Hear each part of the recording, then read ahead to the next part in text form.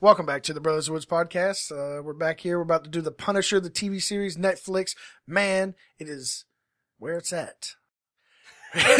Do you dig? It is where it's at. We're here, obviously, myself, Josh, my brother, Jared, as always. We are the Woods part. And our guest today, Tyler. I'm back. He's back. Tyler's awesome. He hates you all. I'm here again. And we got a new guest, Ryland. I haven't done this before. Do we have to speak jive the whole time? No. Nope. You don't. So like I said, we're here. We're going to be discussing The Punisher and our thoughts on it. And to get us all started off, we'll start with our quickie review like we always do. And Ryland. Oh, shit. All right.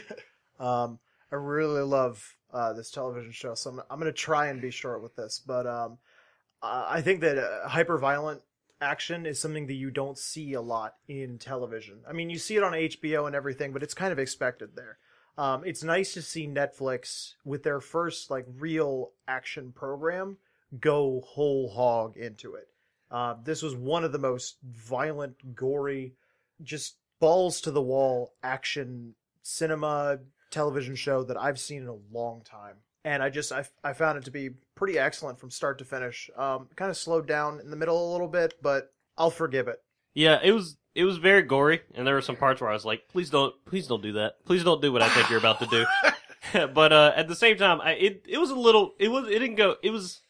gory, but it was as gory as expected for the Punisher to be. Oh yeah. It wasn't like Ichi the Killer or whatever that movie is, where it's like, check out this gross thing. It was just gory in that the Punisher is gonna do some fucked up shit. Yeah, it wasn't some fucked up shit. It wasn't like a grindhouse flick. It was an action movie. It just didn't shy away. Yeah, from the gore. that's a good way to put it. Which I agree with, and I totally like. That's exactly how I was just going to put it. They didn't shy away from letting the Punisher be the Punisher.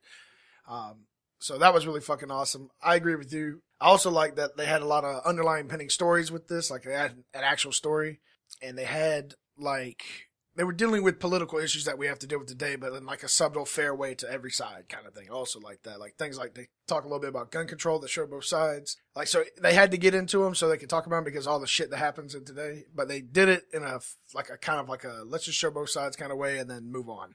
Yeah, they didn't get too bogged down in it. Yeah, honestly, so, it was more just a plot point for what was happening. Yeah. But I'm saying with shit that's going on, they Yeah, could have gone way one way or way the other way. And so I like that. Tyler.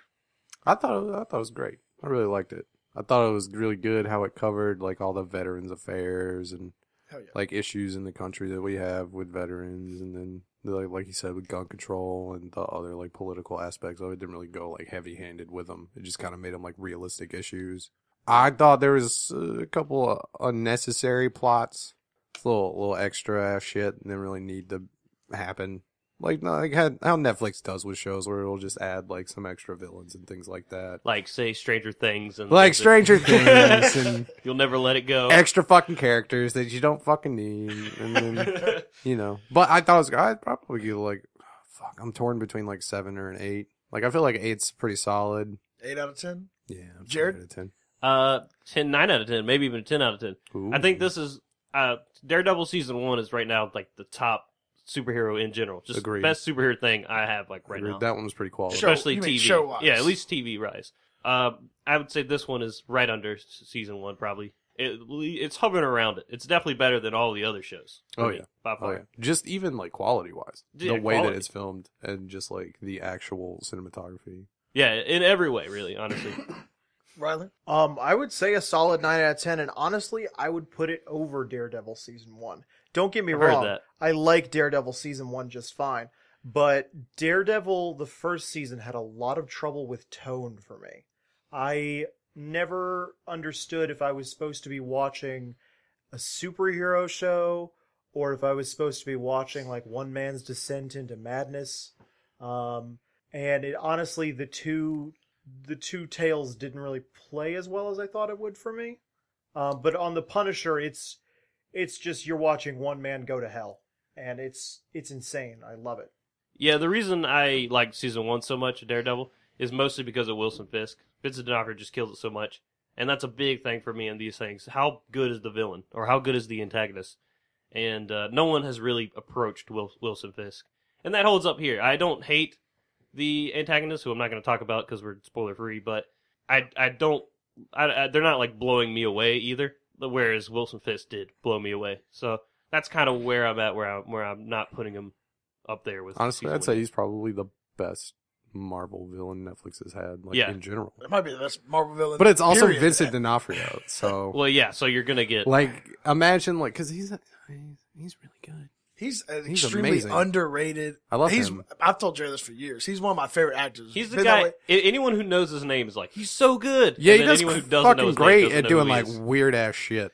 Yeah. Like he's great at being like fucking weirdos. He is. I fell in love with him. That fucking Men in Black. Well, Men in Black. Fucking Law and Order. Law and Order. Yeah, Law Me and and Tyler were talking about that. That's where I fell in love with them. Like I liked him obviously before that as well.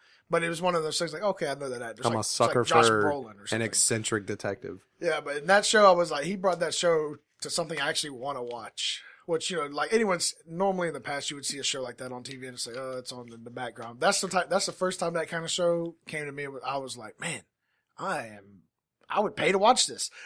And there's 5,000 episodes. And there's 5,000 episodes. But to get back onto The Punisher, it's a fantastic series. Lots of violence, lots of goriness and stuff like that, but nothing like over the top. Actually has a storyline, which is really awesome.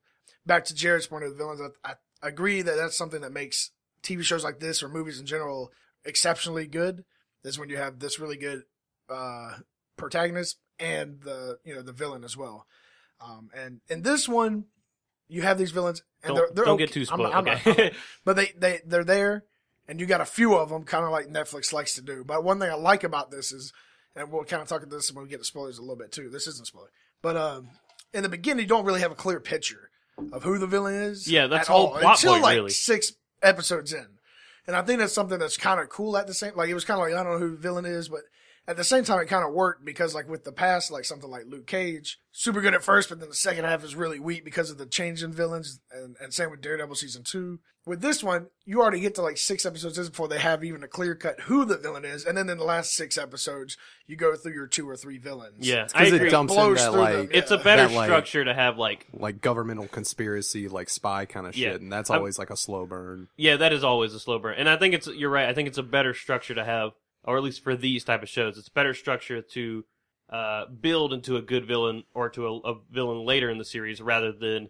here's a really good villain, Marshala Ali. I don't remember his name actually, but That's correct. Or close enough. yeah, him, and then he's gone now, so we have a whole nother villain we have to worry about. And it's like when that happens in a series, it just doesn't feel good. Like it doesn't keep the jolt. flow. It messes up the flow. Especially of the show. if the first villain was better than Especially the last the first villain. is the better villain. Yeah, exactly. So that is something they do. Again, it doesn't have that as cool a villain as Vincent D'Onofrio or however the hell you say his name. But I like how they did it in that format this time. But my rating would have to be kind of like Jared's, right under the first season of Daredevil. I was going to give it a 9 out of 10, like right under the first season of Daredevil. And that's going to be it for a quick review. If you haven't seen it, that's the spoiler-free section. We're going to be jumping into spoilers because there's a lot of episodes, a lot of shit to go through. So again, if you haven't seen it or if you don't give a fuck about spoilers, then continue to listen. Or if you have seen it and you don't give a fuck, or you don't give a fuck about spoilers, then continue to listen. But if you haven't seen it and you don't want to get spoiled, then you should leave. I think they got it.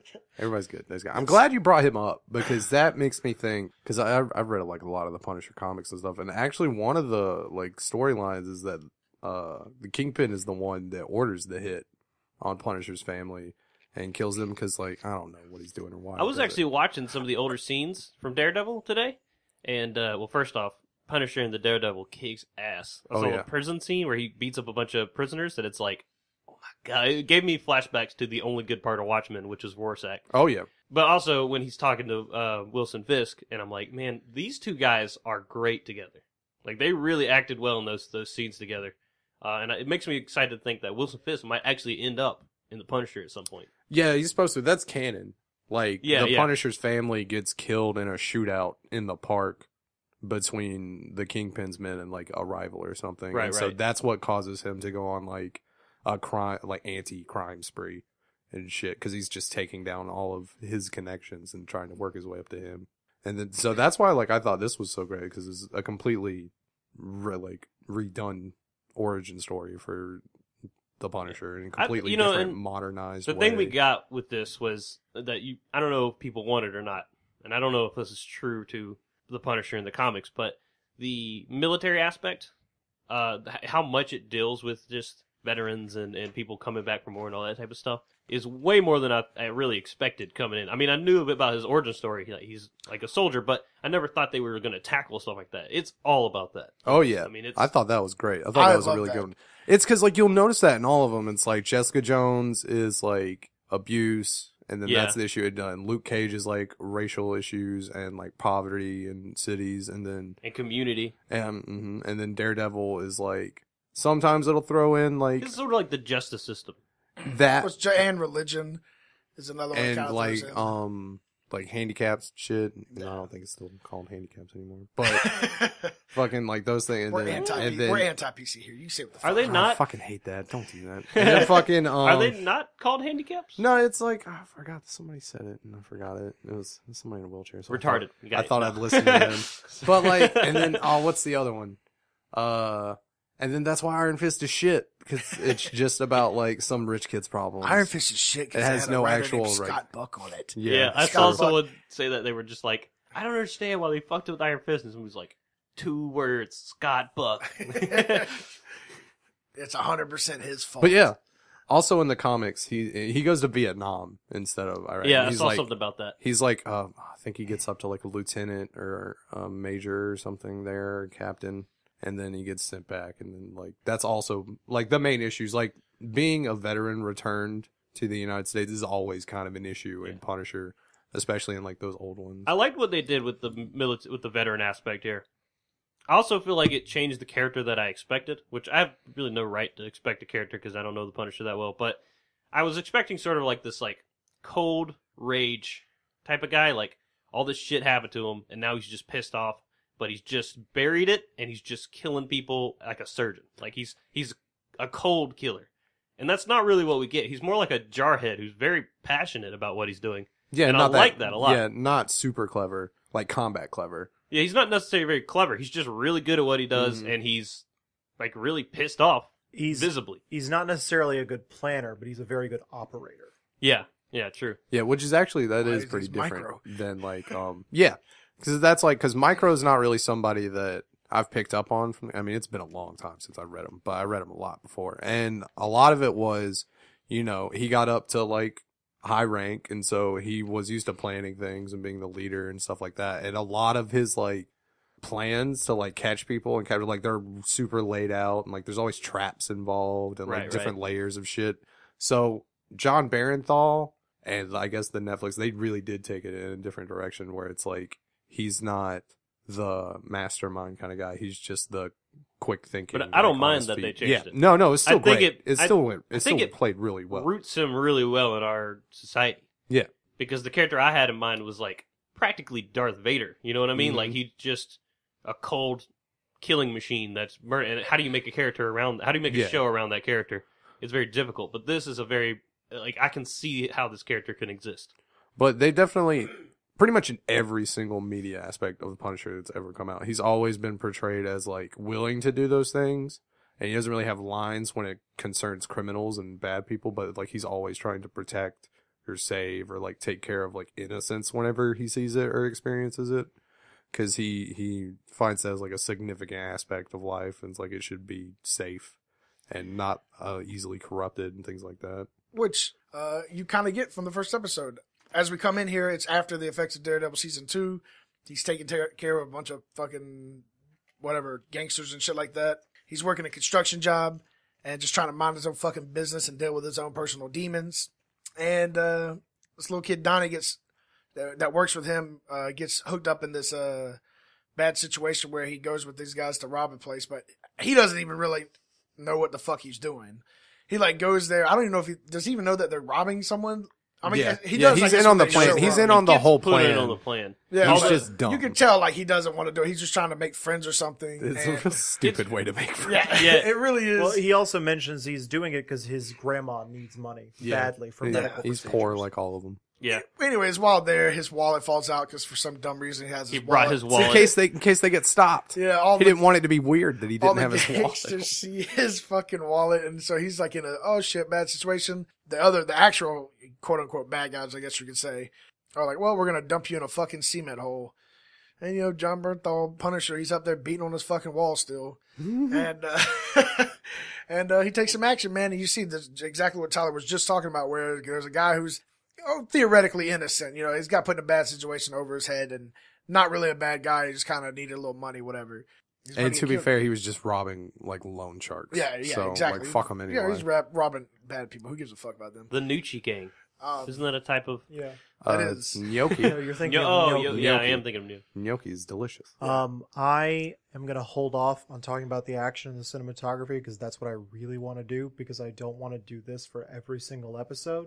So when we get about halfway through, if it's okay, I'm just going to talk about it. That's cool. You as do your long thing. as you'll let me. But yeah, so we get in the first episode really. If it's really long, I'll just have a fade out and then you'll fade back in. And it'll fade out. Fade back in, and you just hear the light sounds of snoring from everyone else's mic. Yeah. So I think the first episode does a really good job of showing things. It gets you like right in. We talked about this with Thor about having something in the first scene or first episode in this case of showing the tone of where you're going to be at throughout the series. And that's something that I think is hugely beneficial no matter what you're doing. And this gets it off right at the back when it's like gruesome, but it's like gruesome in terms of its practicality. Like it's not overly gruesome. Like he's not just like beating on his face to beat on his face, but it's efficiently gruesome and it sets the tone for the whole series right off, about halfway through when he beats the shit out of these guys. And by beats the shit out, I mean fucking kills with a sledgehammer. Oh yeah. Yeah. I mean, I think I'd describe the gruesomeness as like, he isn't like a sadist. He's just not concerned about being clean, is what it is. He's just taking them out and he doesn't care like if they lose anything in the process. I fucking love that shit. Though. You also notice it like in his fights, like as he starts the fights, he's always like fast and clean and like just breaks the bone and then moves off or whatever. And then as he keeps getting tireder and slower and angrier, he starts doing horrible things. Yeah. That's true. It's like, yeah, I just quick broke that guy's arm 2 times, but this guy, he gets 15 sledgehammers to the head. I'm just gonna end it with that, and then just boop, kick him over the edge. No. So then that's kind of like the first episode. You don't really get too much extra into that. We get into the second and third episode. We get into meeting our other characters, which Micro, to talk about the first one, which is essentially like his guy behind the computer. His desk guy. Is Micro in the comics? I have no idea. I don't remember any. I'm pretty positive he is in the comics. I assume that he is. I only read like some specific series, and it was a while back. Okay. So I assume that he is. The character that I heard wasn't in the comics is Madani. Yeah, that's the one I was going to get to next. Well, I mean, she's just a cop. Really, Yeah. So. I assume that if they made point to mention that Madani isn't, then I was like, well, then probably. Yeah. I know Billy Russo is, and I'm almost 100% positive Micro is as well. David Lieberman, aka Microchip, first appeared in The Punisher in 1987. He's a long character. stay. So he's been there for that's a while. just. I never read any series, and like I read like the Ultimate series, so that's like when they relaunched stuff like 10 years ago. Right. So we I get just read our a fuckload of those. first side characters. Micro, he's his desk guy, as we put it from.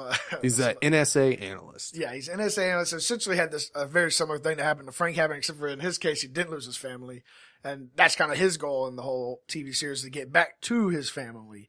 But he kind of had He wants to in the use same situation, Frank got for caught that. up. This video got put out by one of the other people there, and that's what led this, at least that's what they allude to, led to Frank family being killed and whatever. Yeah, it was what was his name? The Woods guy. The guy in the woods. Hunter. It's like he's another one of the like Gunner? Navy Gunner. SEALs or something. Yeah. Gunner. Yeah, so Gunner filmed it, and then they thought it was Frank, which is why they had his family killed, and then Gunner was a great character. I Yeah. really, I really like enjoyed Gunner his as well. character. he was good as shit. Um, It was some gung ho. I just shit. loved how he was just like, sorry, man. I shot you with the arrow. Sorry, man. Yeah, that's another, and I kind of like how they tied all of this together. So we have Micro here. So the reason his situation got fucked up is because he got the video. He was sifting through information. because he did the of right NSA, thing. Did the right thing, and some corrupt people, essentially made it look like he was fucked up, and they killed him, quote unquote. He was like selling information or something. Yeah. And then we have Madani, who is another one of our side characters who also gets introduced in these first 2 episodes. And it's a video of her partner being Yeah, killed. exactly. The by video is the of her Black partner Ops being team. essentially assassinated. And, Tortured and assassinated. Well, yeah, the whole shebang. And Madani, I guess we're kind of getting to her. She's cool. She's one of the in my opinion, kind of like the weaker characters. Yeah, I liked the idea of her as a character, and I thought that it was really cool that she was there and that she played a big part. But a lot of the things they made her character do were just kind of pointless. Yeah, like she had some weird things. I also think the acting of her might have been the weakest. I think all the acting was good. I thought all the acting was great. I liked her. I think the only problem is like that she was going against Micro, who was great, and she was going against Punisher, who was great, and she was going against villains. So it's like, who's got to play the weakest link and basically be the straight man? You know what I mean? My issue with Madani was that I think the plotline with Russo was unnecessary. You're probably right on that. Like, she should have kind of just strictly been kind of at the beginning out to get Frank, and then, like, you know, kind of being ostracized because we don't think he's alive, but you do, and then she figures it out and just kind of plays it out that way. And then, like, maybe a professional relationship with Russo so that he keeps finding out about things. Yeah. But other than that, like, I felt like the romantic plot lines were a bit unnecessary. Well, you know what it was? Oh, sorry. Go ahead. I just had a big problem with, like, for the first couple episodes, she's portrayed as this, like, super macho, you know, lady cop who Definitely is in a man's world, but she's clearly exactly as tough as the rest of them. She is hardcore to the bone. She plays chicken with the Punisher in Cars, and does not flinch. And to see her be reduced to, like, a romantic subplot, honestly, was kind of offensive. Like, I see where you're coming from with that. I think the point of that, though, was mostly actually, it was more for character development for Russo. Because they didn't want him to be, like, obviously the bad guy. And so they gave him Madani as a way of, like, does he actually care about Madani? Because there are times when he's clearly not wanting to go against her. He doesn't want to mess with her. He definitely doesn't hate her or anything. He likes her. So I think it's sort of like, is he a complete psychopath or not? And they're trying to keep you from going ahead and being like, okay, he's the complete psychopath until the very end. I don't know if it's the very, very end. Well, yeah, you're right. But my point is that was the link to be like, oh, no, don't give up on Russo yet. And, you know, arguably, I think it worked in a good way, but also it is using a character who, again, you're right. It kind of is weird that a character who is so macho is like, oh, and she's a romantic subplot. And one that was just like overtly sexual too. Like, I'm all for she's like scenes. the only one that's like naked in any scene or episode. Like, they were in there, and I'm all for some sex scenes and some beautiful women. But just when they did the scenes, it was like in a way where it was like extremely sexualized. Like they didn't show anything, but the way that her body was like very, like, it's hard to put it. Yeah, but it was very provocative and frankly extremely sexy. She was also doing it while, like, beat the fuck up. Yeah. Yeah, she was, like bruised and shit. Like, it was just had a very Atomic Blonde feel to it. Yeah. It was like fucking, like, they wanted, like, an R rating, I guess. Like, they wanted an R rating Netflix show without any actual titty or, like, fucks or... It's true, actually. Now that I think about it, it's because it's like they could have just put some titties. It's like, we're going with the For violence. some reason, they decided not to do it. Which, might as well go with the sex. I mean, any actress with an agent worth his salt is probably going to be able to say in her contract, like, no, I'm not doing nudity. Like, that's usually a nude scene in something like this would be a sign that, like, they were like, well, if you want to be in this movie, we're going to need you to get naked. I wonder how much more they can demand to get paid, though. Oh, I'm sure some a fair amount. A fair amount, probably, but not that you'd be willing to do that. I'm just saying, like, oh, I would be. I'd whip my dick out for $200,000. But you also have to look at it from the standpoint. It's like, she's not a known actor. And she's not famous, so she probably kind of just got cornered into that, to be honest. I mean, I'm okay with it. It just seemed odd. It's instead of jarring having, like, normal and, like, sex scenes, and then not showing normal. Any actual, like, tits or whatever. But then just the way her position was, like, it was scenes you wouldn't kind of see normally. I mean, which maybe what they were. It was really long. But, you know, maybe that's the point, is to try and humanize her. Be like, yeah, she's this strong girl, but she has weak moments. She's very vulnerable at the moment of when this is going on, because she doesn't know what's going on in the Castle case, and she just got beat the fuck up. So, arguably, the whole point of this is to be like, look, her character is human. She's not 24/7 the baddest ass around. Mm-hmm. I'd say that's fair.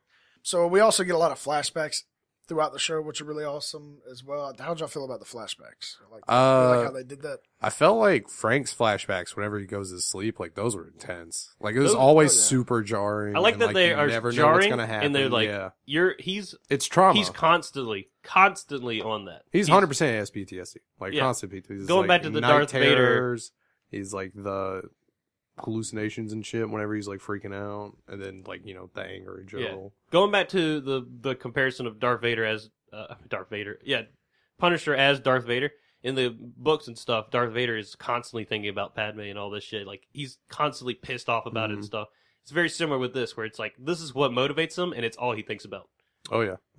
He has nothing else to really care about until, like, maybe Karen steps in. Because he just straight up says that. He's like, I don't care. I'm just killing the people that hurt my family, and then I'm done. Like, that's it.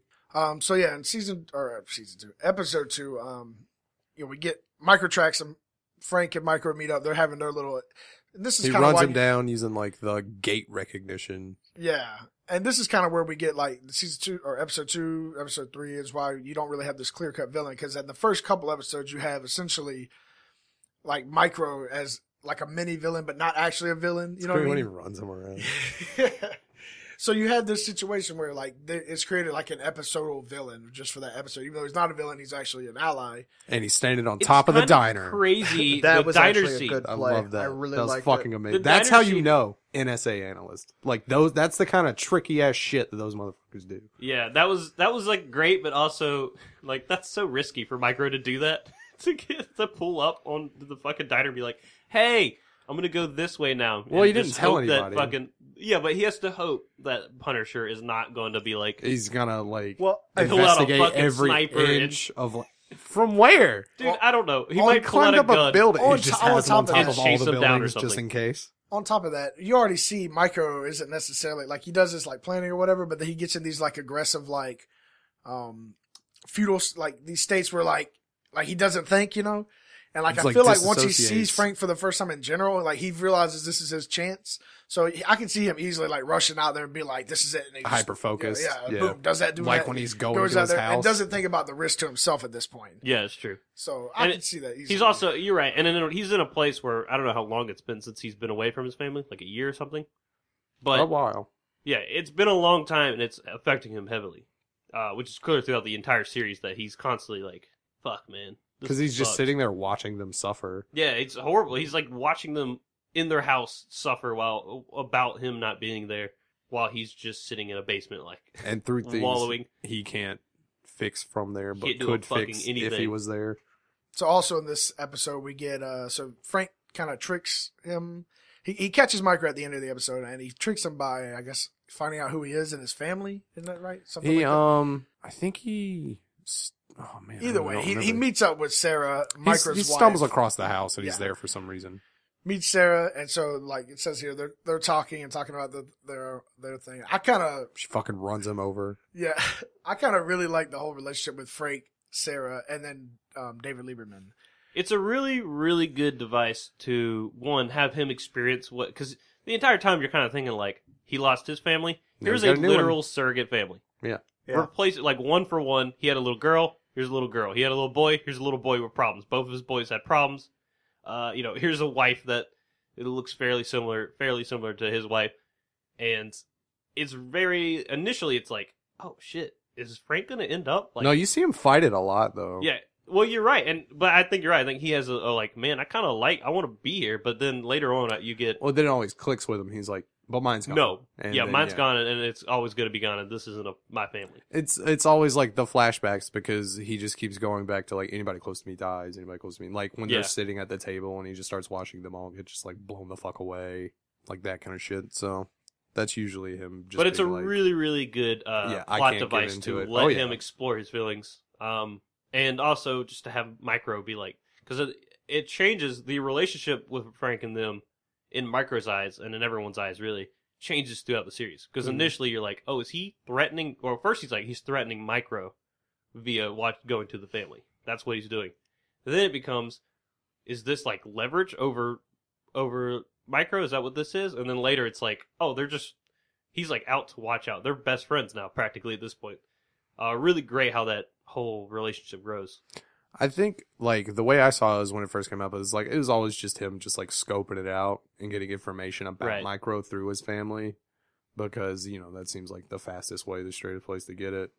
And then, at the same time, him understanding that he'll see it that way. And even though he's not planning on doing anything to them or something, he can be like, I can play it off as threatening. Yeah, it's leverage. Yeah, exactly. So we also get Frank at this point now with him and Micro deciding to team up together to get Micro's family back and for Frank to continue to take down the people who fucked his shit up. He goes after Carson Wolf, who's at this point the head of the Homeland Security. Yeah. And is corrupt as fuck. He's the guy who essentially framed Micro. Yeah, And tried to kill him. And Frank goes and fucks his shit the fuck up. Breaks into his house. Breaks him. That scene was absolutely nuts. I mean, like, I'm not really a huge fan of torture scenes in action movies. I think they're always a little bit weird. But the mind games that he plays with them were really incredible. If you've ever seen Act of Valor, there's an interrogation scene about halfway through it with an actual CIA interrogator. And I found it to be very similar because it looked like in the Punisher, like the torture was like, the main point of it. And then as it goes on, you realize the head games are what's really important. Yeah, you're right. I kind of like that the whole time they're just like, you've been in this situation. Torture, the person always breaks. Like, everyone in the series kind of accepts that. There's no idea that you don't break or something like that, really. Yeah. And I think the head games are a part of that. Just like, it's not necessarily about the pain. It's just getting them so fucked up or something like that, that there's no... It doesn't come down to willpower. It just comes down to you're getting them so fucked up, essentially. Or you're playing a mind game with them in order to get them to do something. But it was a really good scene, and I like that he killed him and then moved on. Because I didn't want to have to deal with Carson. Carson Wolf was not a good villain for me, so I'm glad that we didn't have to deal with him for very long. His acting, matter of fact, actually was the worst. Oh, yeah. That guy. I didn't hate his acting. I don't know. Every time he spoke, it just seemed... It was almost like a sitcom the way he spoke. Like, hey, how are we doing today? Like, that kind of, like, over-the-top Yeah, it's acting. that actor. Yeah. Like, he's not really good in anything. He's just like an old Johnny Knoxville. Exactly. That's So a it- horrible thing to say about a person. That's pretty what he's bad. like. He's Well, an that's what he old looks Johnny like. Knoxville. That's what he Holy looks like. fuck. That's Johnny what he acts Knoxville is like. very successful. Actually, he's I had watched great- Dukes of Hazzard again the other day, and that movie holds up. All right, I'll So stick with he it. does- I would does not pretty well in expect that one. movie to hold up. I love that Sean movie. William Scott. Yeah, he can't do wrong. the campus police or the super troopers. Oh yeah. Yeah, it's pretty funny. It's pretty Well, great. with the Carson Wolf dead, Dina gets to be the head of whatever for whatever reason. The New York Office of Homeland Security. Exactly. That she gets to be the head of, and so that's cool. Some other people we didn't talk about, but we're going to get a little bit into here is Lewis. We didn't mention. Oh yeah, his Lewis buddy. is, and he's definitely worth mentioning because he is obviously A Superman character. a He's a- Superman he's a character, main a character. semi-villain. And you don't. Well, I didn't know because it was showing so much of his story, and I was like, why? What is this leading to? Obviously, something's going to happen with this guy. I did right from the beginning. But yeah, that's the thing is like there's sort of an obvious path, but for some reason it just didn't. I was just like, That's the little What's like going bomber on here? kid, right? Yeah, he's so. Yeah, I felt like he was completely fucking necessary. Well, Like, see, we the did thing not is, need him. I felt like I because the Punisher is showing somebody who like deals with their PTSD by just not dealing with it, by just absolutely avoiding dealing with it in any way, shape, or form. Whereas you have Lewis, somebody who tries to deal with it, but the system fails him. Yeah. Society fails him. That part is true. I liked that part of his character. I thought the bomber part was a bit unnecessary. Yeah, I mean, I will. I saw from the beginning where it was going to go with it, and I liked it. I liked it dealing with the mental health issues, and this is one of those things I like. Kind of dealing with political things. This was another one of those issues. Something that most people in our political world, as we live in it right now, don't like to discuss is the fact that our mental health system, PTSD, all these different things, is fucking shite. It's fucking trash. And I like how they dealt with it and how they showcased it in the show, because again, it's something that, and right now in our political scene, people don't want to talk about, but it's a fucking huge issue. The only thing about Lewis, though, his plotline is that it was one of those things where I didn't want more of a plotline from him because he was kind of unnecessary in a way. but at the same time, I feel like I didn't personally get enough to sort of see his character becoming the bomber. I didn't really care about his character. He escalated to the bomber role. Like, he jumped very right the fuck up for there. me. Yeah. He was going from like normal guy dealing with normal problem or with crazy problems or whatever, and then he was like, oh, he killed a guy, and then right after that, I was like, oh, how's he gonna deal with that? It's time to kill fucking 20, 30 other people. After that, he just jumps into that. It's a breaking point. You accidentally kill someone, then you break. It's true. It's a jumping off point for realizing, like, okay, now I'm this. You close off. You do something like that, you then close off a lot of your other options that you thought you had. Right, but the problem is just that he goes there he didn't get enough time to give him foundation for me to do that. Yeah, like, it doesn't give him like an EOD basis, or like it doesn't really say that what he did. Or I don't know if it does. It may have been said like he was just like a basic like infantryman. Well, it was something along the lines of. It was a couple different things, but it was along the lines of like the country, like not. I can't remember exactly what it was. Well, I just mean like him knowing all this, like, and learning about it, because he also doesn't seem like the smartest kid. Oh yeah. I think he was. I think he was a ranger or something. I don't know. I don't remember. No, he's just infantry. But I wasn't. Yeah, no, he wasn't well, either anything way, special. Like, I wasn't against that. EOD I wasn't against that. They at least showed him with the Russo training that he's clearly better than all those other guys. Physically at least. And I wasn't mad about that part. I wasn't mad about this. I was just saying it was like he almost didn't get enough storyline for me to be like, oh, okay, I see how his character got there. At the same time, I didn't want the amount that it would take to get me there. I didn't want more of him. I didn't want more of them. So it was like a lose-lose situation. He had as much as I wanted him to have, but it also wasn't enough. So I just sort of accepted it. I was like, okay, he's a terrorist. He got thrown in jail for a day and got declined a job offer, and then that turned him into a terrorist. Yeah, it's like I didn't get the rest of the story. The rest of the story, I didn't want it. I guess was pretty obvious, but you're blind because for me it was extremely obvious. Well, I mean, it's obvious. Well, yeah, he's suffering very heavily from these things, but it's like that's not how that works. Literally, the first. Like, you don't just like things happen a lot longer scale than that. I mean, you don't just like tip over into blowing shit up. They and just murder. showed, Plus, like, he doesn't practice with any of it. I mean, like, it doesn't show him going out to the cabin over weekends and like blowing up watermelons and shit. He just goes right into being like successful, no issue. Well, but you say he's from the military. They don't show this, which I guess could be a trade point to what you were saying, but. He obviously, I think it's supposed to be obvious that he had some sort of. Well, yeah, it's definitely a part of it. Well, I mean, or whatever. It's not even that. I've actually got a little bit more I'd like to say about what you were saying, Tyler. I mean, you can look up how to make a pipe bomb on the internet right now.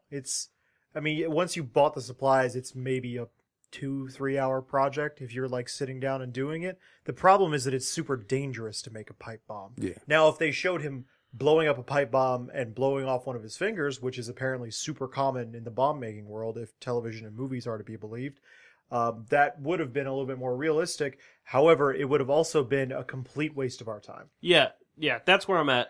I didn't care about having him show him get the skills. It was when I say that I didn't feel that he earned it or whatever.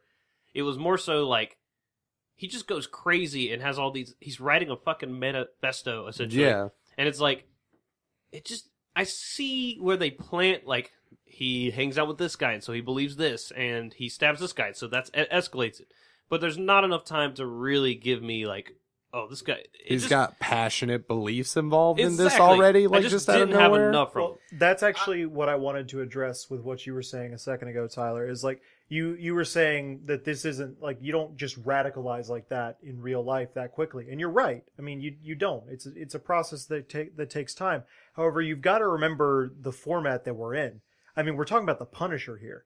You don't have your whole family, even a hardcore PTSD-ridden veteran, if his family is murdered, his first response is not to grab an M16 and just slaughter people. I mean, really, really slaughter people in a way that you just don't see in real life. That you don't see a vigilante killer with the kind of efficiency that the Punisher has. What I'm saying is Lewis's experience in the show is supposed to function as sort of like a microcosm of how this kind of thing happens. You know, they come home from war, they feel like the system has failed them, they're radicalized by some sort of political movement, usually on the far right side, and then an event happens which triggers them, and next thing you know, they're out committing violent acts. And while that might not necessarily be super common in our world with veterans, because, I mean, hopefully at some point along the way somebody stops them from reaching that final step. In this show, I found it to fit in perfectly well with the world of the Punisher. I was about to say, I didn't feel that I got enough with him, but I felt as far as the storyline fitting in, I didn't think it was unnecessary, because what it does is that it gives you the comparison to Punisher, and that's what his thing is all about. The whole ending of that, where it's like, you're just like me, man, we should be together, and he's like, I'm fucking nothing like you, stop trying to kill Curtis, who is clearly a good guy.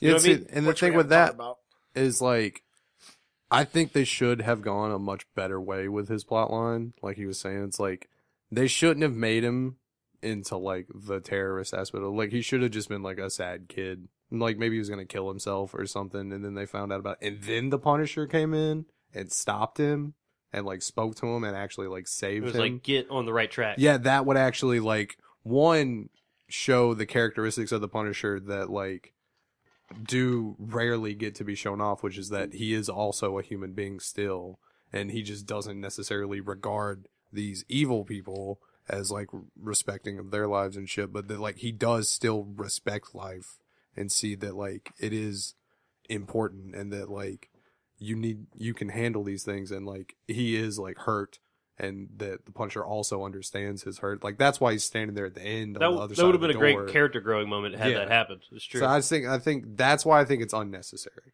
I think they could have gone a much better, because also you don't need to really broadcast, like, a veteran being turned into a fucking terrorist and murdering people all across a town when, like, literally none of the time, like, that's how it fucking works out.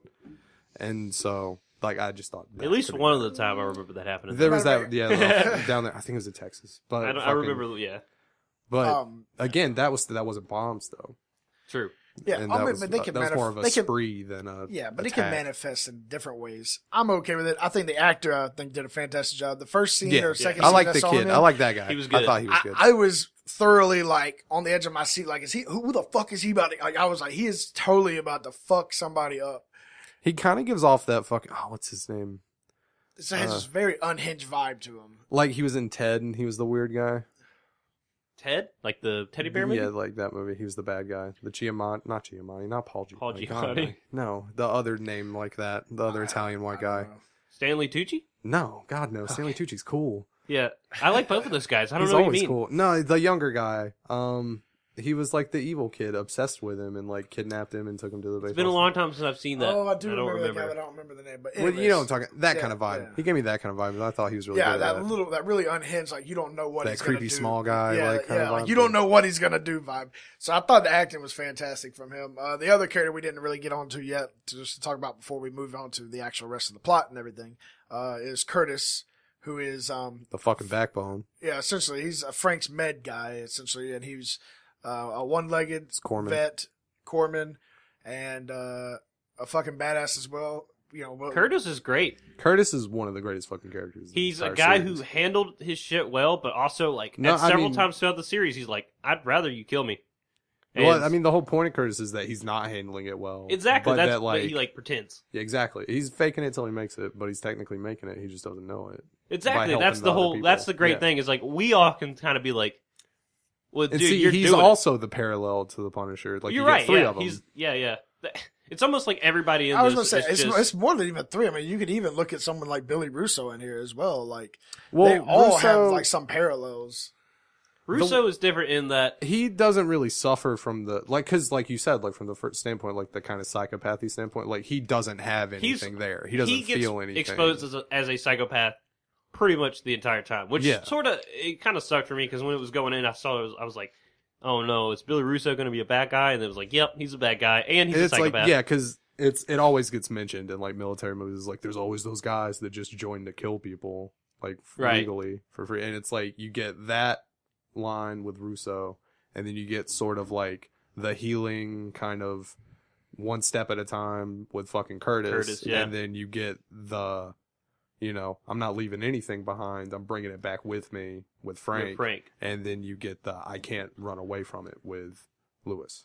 Well, he's like, he he can't He didn't come into back. this. Yeah, he didn't come back. Exactly. He's still You get there. the guy that got lost there.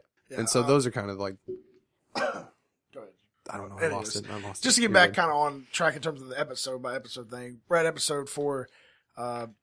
Frank needs weapons now at this point, and They go to rob fucking, what's his name? Turk. Turk shows up. Turk shows up and Yeah, everything. because they didn't have too many crossovers. I kind of wish they had a few more crossovers in terms of at least Turk is good visual enough for me. effects. He Turks it right up, though. But Turk just can't fucking win. Because he man. already got Turk robbed. can't win in any motherfucking series. He can't win. He's just in trying to any make a part living, of the man. city. They need He's to, trying to make a living. They need to make a promotional thing where like Turk gets robbed by one of the characters, and then like another shows up and like beats him up, and then another shows up and is like, "Hey, I need some information," and then like. And it's literally like they're walking out one door of the room, and then another one walks in the other door, and it's like, no, please, they were just here. Just look outside, you'll see them. And it's like, I don't give a fuck, and you just start beating his ass. The man with the hardest life in the Marvel universe. He's just like trying to hustle, and every fucking like twice a month he gets fucking beat up. I love that Frank even took the pink Ruger. He's like, well, you 22. only got this pink Ruger that I really can't use for anything. Give me that shit. Yeah, he I'm does just gonna take take Please, it it's to all make I you hate have. it. So in this episode, we also he gets his guns. In this episode, we have Madani, and I can't remember, but it's one of those. It's an old muscle car, and it's from some movie. I can't think of the damn name of it right now, but I think it's a Shelby.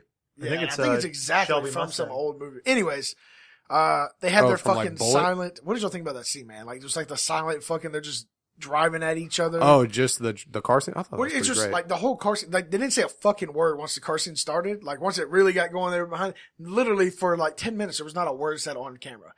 They were just. I didn't notice that at all, so they must have done it very must have well. done it well. Did. 'cause I I didn't notice noticed it like halfway Yeah. through. I was like, wow, they haven't said a fucking word in this entire scene. And it just kept going until they had their little face off, their chicken face off, and then. I will say I wasn't confused at all during that scene. And when you got a lot of cuts and a lot of driving things, like it's hard to keep it coherent, and they did it really good. I think that's why.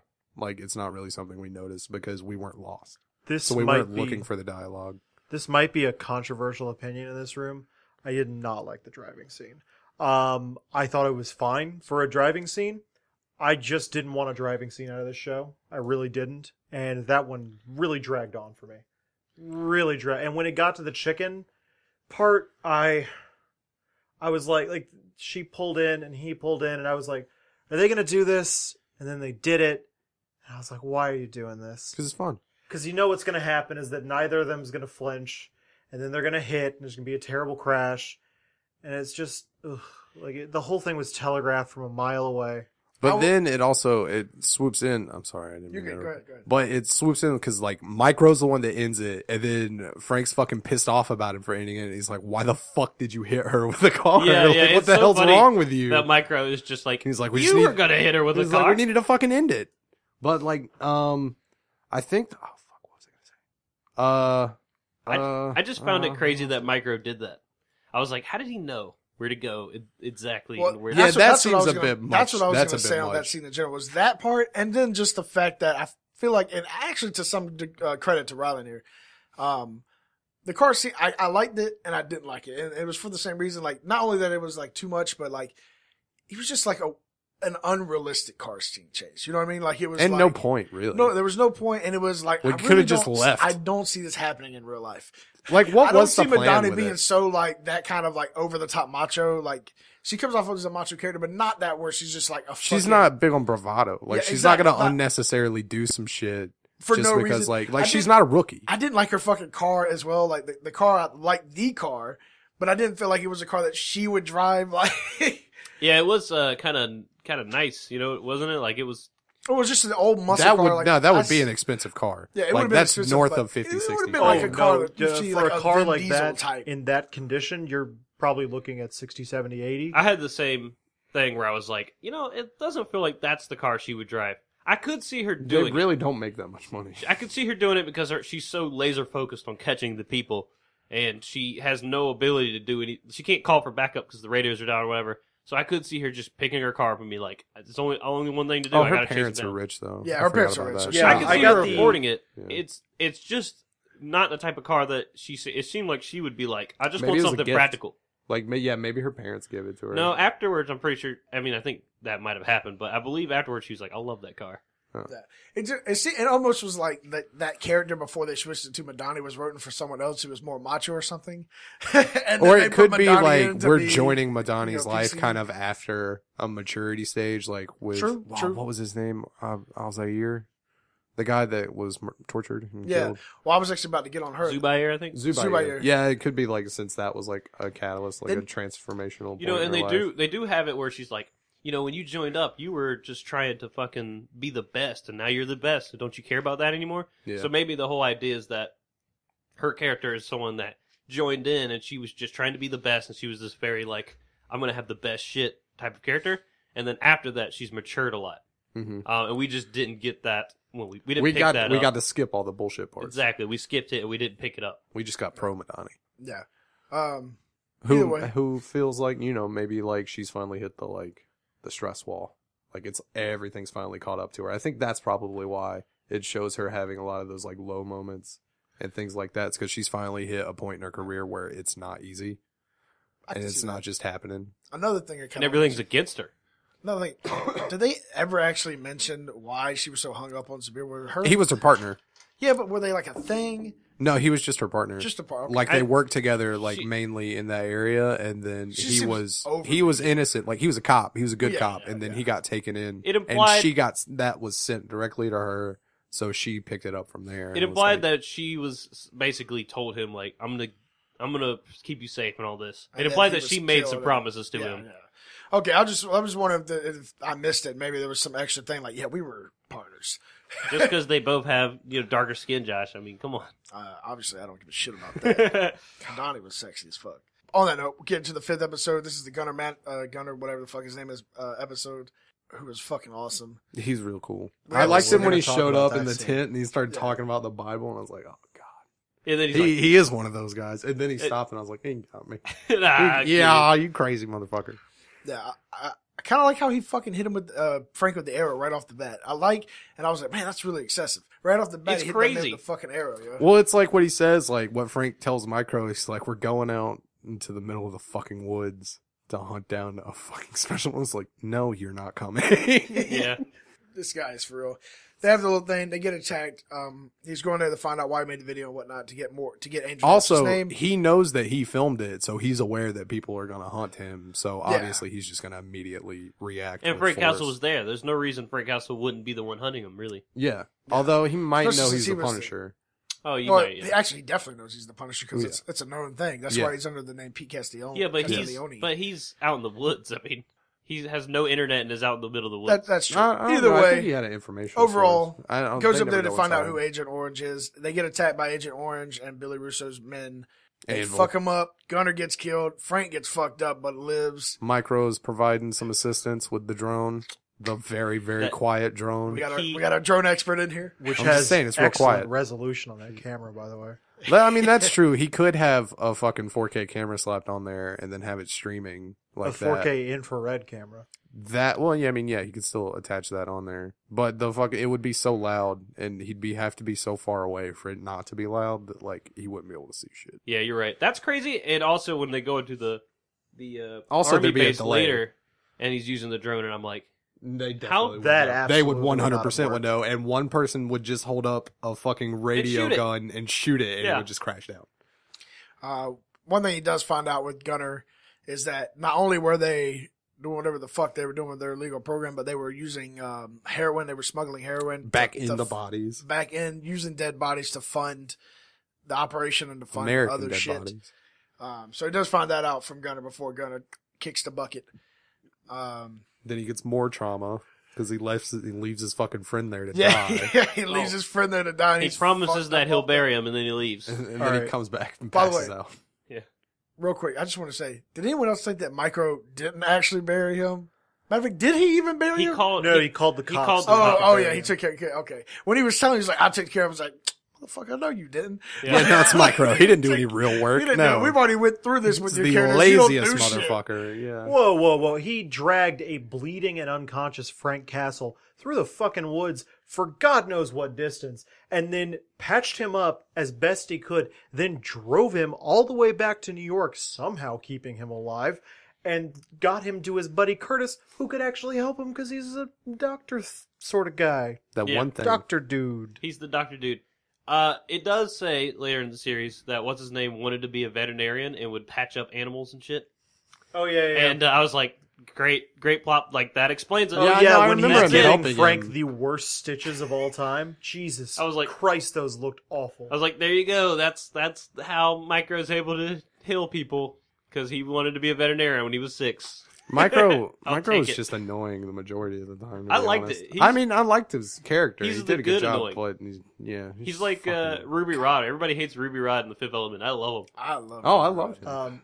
He's So amazing. I feel like this episode especially is a really liked his good little point to pin talk about Needle thing. one aspect of the action that I really liked. The way the action is portrayed in this, obviously we talked about how brutal Frank Castle gets at some points. What's really interesting that you don't see in a lot of similar kind of lesser works where they're not as interested in characters. From the first fight scene in the first episode up until this fight scene, there's a really interesting effect that you see whenever Frank Castle is operating at this extreme level of efficiency and this extreme brutality. As it gets to the close of each of these battles, you can see his opponents being terrified. In the episode with Gunner, you're watching a crack team of operatives watching their comrades who have ostensibly fought multiple battles with them and are experts at their craft be just mercilessly killed by 2 people who are pretty much unarmed, minus a bow and a handgun. And you can see at the very end, the last guy is just freaking out. He has no idea what's going on. He's completely panicked. Agent Orange has already abandoned him, from what I could see. And you're literally watching Frank overpower him, not physically, but emotionally and tactically. And he does the same thing in the first one. That dude's begging for his life, and Frank hasn't even gotten to him. And it was incredible, because you're seeing the psychological effects of this level of combat, not just the physical effects. Because in a lot of times when you've got something like this, especially I was worried about it in the scene in Gunner's Woods, you have these faceless soldier types, and that's what they are. They're drones. They're there to shoot back and to get shot at. You don't see them having human characteristics. But there's several points throughout the series wherein you see them crack, and you get to see a human side from these relatively faceless characters. And you get to see them show fear. You get to see them show pride. You get to see them die, like actually die. Like not just, fall over and the camera snaps away from them. You get to see some of these dudes take a round to the head. I think that's the interesting thing about this being very military based or veterans based, and not everybody, a lot of these people, the majority of almost, they're not like criminals who like learn to shoot on the street or anything. Yeah. Every one of these guys is like a special agent. Well, they're not all trained special professionals. forces, but they're all trained military. And They're a all lot of private them are military. special forces type guys. And seeing how these guys are they're going in confident, but they're not, they understand the battle of what's happening very well. They're just getting fucked up. Yeah. Well, I think the It's point of very it is to like portray like, because Frank and Billy and Gunner and all them, they were like the best of the best. Like they were the top teams from every each aspect one of them were the the best. military. They're like yeah. still Team 6 to the next level. Yeah, exactly. So it's like that's kind of the portrayal of like the regular Anvil guys. Because like when Billy's hiring him, he's talking about, it's like, how much did it cost to like train you? It's like regular infantry, like minimum 50,000, and then he starts going up and higher the ranks and higher the list. And it's like it kind of just means like he doesn't only hire like the super special forces, like it's also regular like ex-Marines and ex-Army. So I think that's kind of the difference, because then that goes on later where you have the Anvil guys versus regular cops. And it's like they're outnumbered, so they're getting fucked up. But if it had been 1-on-1, then like Russo shows when he fights Sam, like he would have won. Yeah. Well, and even then, like, they were completely outnumbered and surrounded, and none of them but Russo made it out. But because Russo killed he killed some every of other them. one except Yeah. for her. She's like the only one that lives from that. Exactly. Oh, Yeah. sorry. Can we talk about Russo's Assassin's Creed blade for a second? Oh yeah. Yeah. That Can blew we me talk away. about that? Like I feel like Can we talk about? I'm not I mean, mad I'm not at gonna- it. I'm but- not like lie, I saw I it would and then I was just liked like, it. okay. Like I Yeah. just accepted it like immediately. Yeah. It's like that makes sense. When I saw it, I was He the would do same that. way, and I can see. I was exactly. I was like, I can see Yeah, him do that. he would do Mainly that. because I can see, like, if I was him, He's a I sneaky would do fucking that. snake. He's a fucking snake. He Like seems that's what like he is. exactly the kind of crazy guy that would that probably saw Oh, yeah, wasn't- Assassin's Creed the movie and he was like, yeah, that. Like Yeah, give me one of those. wasn't Russo a sniper? Like doesn't he get like kind of commended in the beginning for talking about do something? not remember. Because like No, they're talking to him Russo- about it. Russo was like Frank's spotter or something. Yeah, like that. yeah. So they're both sniper. They're both marksmen at the very least. Okay. Yeah, because I remember them talking about like, yeah, don't you have like 100 something 43 like confirmed kills? And he's like, yeah, and it's like 100 of those are because of Frank. He definitely has Yeah. really good aim because Yeah. he does not miss. At least later in the Yeah. series When when, you he has have that this silencer and Exodus- he's just like bam, bam. Yeah, Bam, bam. When he has the X's, bro, he don't miss a fucking shot, dude. All headshots, pew, pew, pew, coming at you. So I definitely think like he's more portrayed as like kind of the hitman guy. So I think like long guns and then like you said like silence, close combat are kind of like his specialties. When that fucking Assassin's Creed Blade came out, I was like, for like 10 seconds, I was like, which is exactly why that makes sense. and I was like, okay, yeah. You guys didn't see me. I made a face, okay, but that's pretty much I exactly saw how the I was. face. So I was like, yeah. I was like, So like, do I want to let yeah. it? Yeah, I'll let it go. Okay. Honestly, the first time I saw it, I didn't even question it because I thought it was A, in line with the character, and B, perfectly in line with the tone of the show. Like, because at some point, even the villain's got to be a little weird. Because, like, Frank Castle's out here beating people to death with sledgehammers. Well- And I wanted to see one of the... Because, like, Agent Orange, I get he's, like, scary CIA guy and he's super cold or whatever. Head He's of boring. covert He's also operations. boring Yeah, as yeah. fuck. Oh my He's not a great villain. god, he's fucking boring. Also, I will say about the blade, like when I first saw it, I didn't think about Assassin's Creed at all. So I did. I thought that was pretty well done. I did. Like I now that I'm 100% thinking about it, I did. was like, oh. I okay. immediately was like, I gotta get me one of those. Well, it's just like the way he I was used it. Like he didn't jump that's off of so something cool. and stab somebody. He didn't like, and it was just like, it was also like practical. Like it was a jabbing. It was like, just a he wasn't, tiny like, little trying jab to- one, yeah. yeah. Yeah. Like he wasn't trying to like do fancy. Yeah, ass no, shit it's with not it. like a martial arts weapon. It's Yeah. just like a last ditch thing. Exactly. But you fucked up. I can't remember his name, but he fucked up Sam. That's Yeah. his name. Oh Sam. god. That's the fucked That up was part. fucking Like brutal. that's also Before we- that's one of the reasons. Like I kind of thought that they're fucking.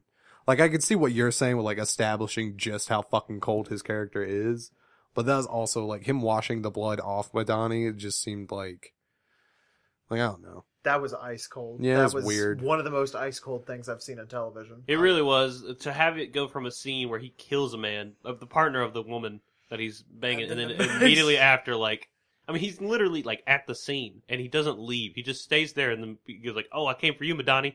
Yeah, Well, that's what's presumed anyways. It's like, I just happen to be dressed the same as these people, Yeah. Well, it's like the I very. just wear black tactical gear all the time. just all the time. Well, Just I always mean, funny. obviously, it's presumed a few hours later, but he goes home, changes, gets cleaned up, and then comes back, and as she's finally done talking to all the different cops, the next, and it's presented as almost like the next scene. They're called jokes, Josh.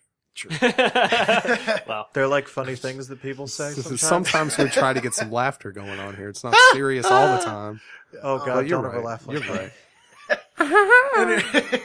Anyways, also want to kind of mention I liked in 5 and 6 here where we kind of get into Frank and Micro having a little bit of a bromance finally coming together. You know, like at the beginning they kind of fucked. You know, they don't like each other, but then like the sandwich scene in the car. Oh, that was a good In scene. the beginning, they fucked each other. I mean to say they don't like They like don't each fuck other. with each other. They don't fuck with each other. Yeah. But you know, like in season That sandwich episode scene's great. 5, yeah, we had the sandwich scene where he's like, I don't know if there's a lot of humor in this. I don't remember there being a lot. That was one of the There's a few They're, few times. little they're keys. solid. Like they put them in there on purpose. Yeah, that one was good. Where what happens? Micro like gives Frank like a bag of like mixed veg. I don't know what the hell it gives him. Like Something it's like shitty. trail mix or something. Yeah, and then he And- takes a whole. And then he pulls out a sandwich and he's like, "What the hell is that?" Like, oh, do you want one? Oh, I made one when I left. Did you make me one? No. Why would I make you a Why sandwich? would I make you one? It's perfect.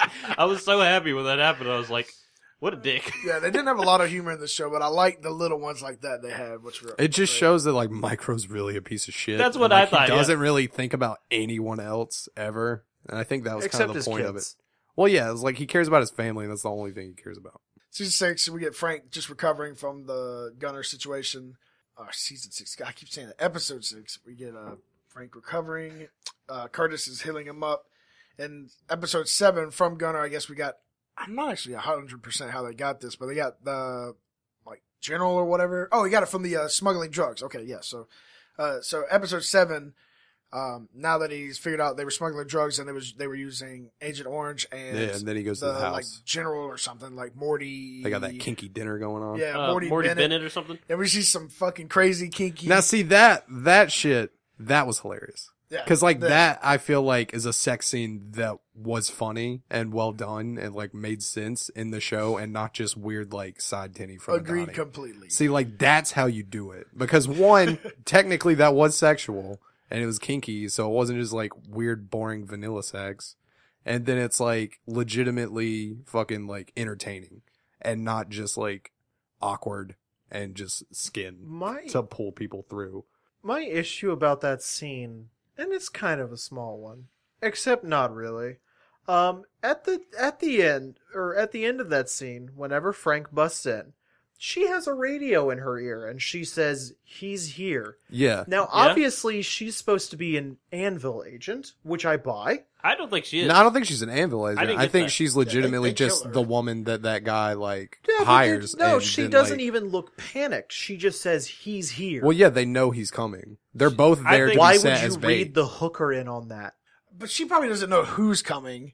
Just that someone's supposed to come in. If someone She comes, said, "He's here." Yeah, she definitely recognizes She it. knows So I feel who like, the fuck's coming. well, I mean, she could also Look, half be $1 like million in the or something, military. and she's in. It's like you but my don't have to question assume is, that she's like hired to be there. Like she could be that guy's wife, or she could she is just be. absolutely not. no, she could they be her kill dau- him. her- The next, they kill her the next I episode. had the Oh, assumption. yeah. I had the assumption that was She was already She his was- dominatrix. yeah. She was his like normal thing. That Yeah, it's she- like a set relationship Because- so like it just made sense. Because to in me. my mind, when I was watching it, what I was wondering is, does he normally have a dominatrix? Or is that like a setup thing so that they have an agent on the inside? Because if so, like, why? There's so many easier ways. She didn't have to be a dominatrix. She certainly didn't, but, I mean, it's fun. I think it was a thing that's already there. That's his. He's a freaky fuck. That's what they're trying. Yeah. to I Also, think does that's he the do whole that point, every yeah. night? Every night? Probably like once a week. Once a I mean, week, it probably yeah. wears you out every night. Weekly From Why would experience. you pick? Why would you pick the one day when there's somebody else in the house to assault it? I think she's there, all like as soon as Well, no, they knew. actually, she is there. I just remembered because the whole point is that Micro says that he, like clockwork, has that appointment. Oh shit! Yeah. So it's yeah, literally it's like, well, Clockwork always. once a week. He's so Morty Bennett's a dirty boy. Yeah. Yeah. So Oh, definitely God. there. From And then as this, for her, I feel like her knowing about it and her being in on it was just the familiarity. It was just the What if that's easy- just knew. part of their thing? And you know what? She's just read it on everything. Now that we're thinking about it, it could be that she's been roped in with Agent Orange for the entire time as a way oh to look my after Bennett. god! cool. I mean, Could not be cool, private but yeah, pays or fair. whatever, 'cause She That's brings a rich as hell. unique set of skills to the table. and as the Punisher finds out finally in this scene, Morty tells him who Agent Orange is. He's somebody Rollins. William Rollins. William It's Rollins, the head of covert operations. Head of- Yes. covert operations and part of the Rollins family, which is this fucking old money, rich ass fucking family. as usual with Washington As usual, DC. yeah. So Frank, after this, he decides, all right, it's time. I'm about to kill this motherfucker. Oh god, I was so ready for Well, it. actually, what he agrees with Micro that they should go to Matani after he's done doing it his way. Yeah.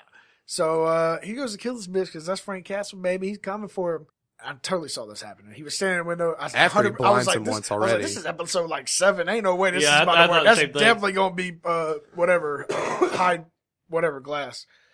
And that's the case. He shoots him with the sniper shot, hits the fucking glass. I knew that was doesn't gonna break. happen. That was gonna be so But I thought it was great. a cool scene because, like, just even though I knew it was coming, like Agent Orange, like hit Oh, right I there. jumped, Agent Orange yeah. were like, I "Ooh." fucking jumped. But then he was like, he knew what happened, you know, so he's like, just sits there and he's like, that's right, motherfucker.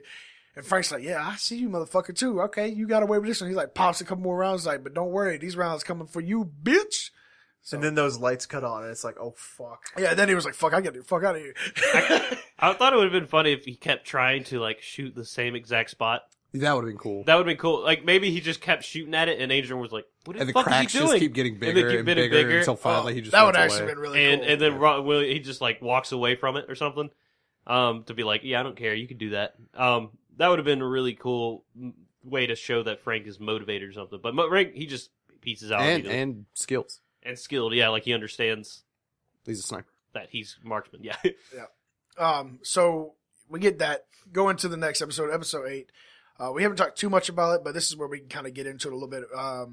Is the whole scenes with Sarah and the kids, Micro's wife, and whatnot. Because in this episode is the episode where the kid Zach brings like a knife to school, gets caught. Big ass knife. And yeah, then big ass Frank's- fucking knife. yeah. It's a And K-bar. It's like an Fucking- actual Yeah, Marine I have Corps one of service Frank's bar. gonna fucking scare him straight, and then he's just like, Oh my god, as soon as they said that, I was like, that's a fucking bad no. decision. Oh, Frank's gonna like little beat the buddy. fuck out of him or something. I mean, yeah, I mean, so All he does is just hold a knife. he to sends himself him for a to little go bit. do Dude, it. he I mean, holds a knife to that man's throat. This is like Kid, this is a kid. This is a a child. kid, and he's just like a knife He's to just the like, throat. do it, fucking do it. And he's like, oh, He's I like, get it oh, now. you're one of those. Oh, okay, you're one of those weird little kids. well, they I have their gotcha. moment. He gets over it. They're I'll playing hug ya. football. You know, he's like, realized, like, okay. Throwing a the other kid spiral. turns into a little fuckhead. That's I guess he's what's been crazy. a fuckhead Oh yeah, the whole that's time. what. I, which, That's what- Who that- actually called in like the It was tip? the- it was him. Zach. It was the the kid. Zach, yeah. Oh, okay. And that got me too, because I was like, wait, you guys were cool You're an bonded. episode ago. Like, Well, real it's because cool. they're all Maybe- snitches. I mean, That's I was what gonna this say- family does. Snitches. Well, also, I mean, he may have felt betrayed. You know, like he gets. Well, I in there- definitely did. He gets into him and he's like, "Oh yeah, okay, cool, he's here." And then he sees what happens. Like he's Frank, and oh, he's a fucking kid. He sees on the news that Frank's a piece of shit, supposedly, and he feels betrayed. So I can see him doing it, but at the same time, I was like, "Fuck you, little kid." All right? Also, he's a kid. Yeah. Like he doesn't understand fucking layers. He's probably a- and you know- like that the news isn't always fucking telling the truth and shit. he's probably got low IQ and shit like that. Too. Whoa. Most kids, Now most we're making kids are pretty- assumptions. All right, he's a kid. most kids are I'll pretty just- I'll fucking just fucking stupid. cut him He's some probably fucking slack. what was the appropriate word? Handicapped. handy capable. Handy capable. I'm just fucking around. I'm just fucking around. So we get that scene. So what did y'all think about the whole dynamic of the family and Frank and all that? Kind I of stuff? thought, what was the daughter's name? Or Leo? Leo. Yeah, 'cause I remember Leo's unique. badass. Leo's Leo cool was as good. fuck. She's She gonna knew. be- She knew what the fuck she was doing. She's gonna like grow up to be the next. She was an superhero. engineer. She's fucking fixing shit. She was being a spy, doing a real good job. And she saw her dad, and she's like, "I'm not gonna freak out. I'm gonna handle this shit. Let's go." And then they left. Yeah, she was good. And she, then she like understood right away. She was like, she wasn't like, "Dad, where the fuck were you?" She was like, "Whatever, you know." I Then, get then it. he dies again. And then she's like, I was real upset about that. "Oh, I got so totally angry. knew that was part of the Oh, plan." I got so angry. No I was like, amount of "No, therapy you can motherfucker!" fix that. I hated it. I got so mad. And then he came back, and I was like, "Oh, okay." I was No, almost positive. even still, no amount of therapy is going to fix that. Yeah, no. Those They kids watched are his fucked for dad- life. They They're watched their just dad screwed. die I don't twice. know. Those, They watched their that's divert. get That's shot 2 times. Hey man, hardship builds character. exactly. That's what I was about to say.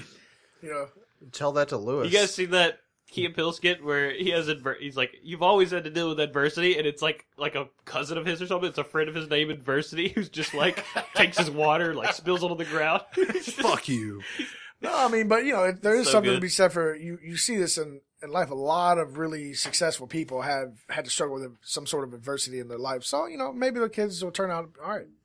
They'll be super president. Or they'll be like Billy Bruce. No, probably They not. could be like Billy Reese, but I mean, I'm just saying, like it's a common. Or trend. you just that like, would be a crippled, great season 2. crippled with Zach anxiety becomes and nightmares these- and It's No. very true. It terrors could and be. I'm just saying these. horrible It could go mental both illnesses No, created I'm from these thinking experiences. season 2's villains are these two children working in tandem to kill Frank Castle I just love and that their father. We're gonna Micro. kill Uncle I Pete. just love that Micro is just like, yeah, I'm gonna let him watch me get shot again.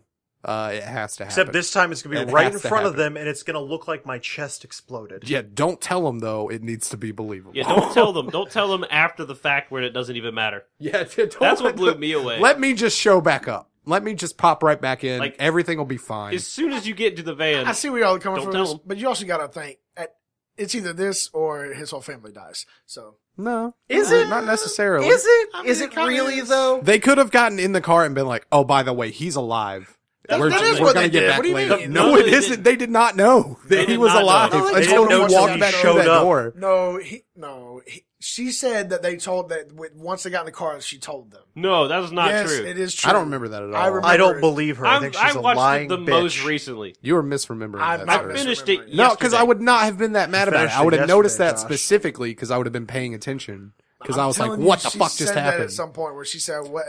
Plus, he walks back in and she's just like, what the fuck is wrong with you? And just Yeah, starts because like she's hitting upset him. about them doing it, but not because she clearly didn't see him when he walks in and goes, "What? You're alive?"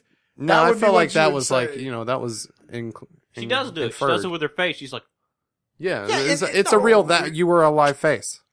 We will watch it. Outnumbered. After this. We will watch this shit Democracy. after this, and Outvoted. I will come back in here. Outvoted. I will come Well- back in here, and I will record an extra 1 minute segment for the end. Reality that we can say doesn't who was change right. facts. I'll tell you what. You said we were going to take a short Me and break Jared in the have middle. this. You can watch it during that, and then we'll come back and you can Well, scream at I don't know. Jared. We're taking that short break, but Oh, okay. That's cool. Let's just jump through the. We only we got got like, like what? Four 30 more? Four more? yeah, 4 more. We're about to bust through. We're them on and nine. Get done in 20 minutes or Let's so. just go ahead and skip to 9.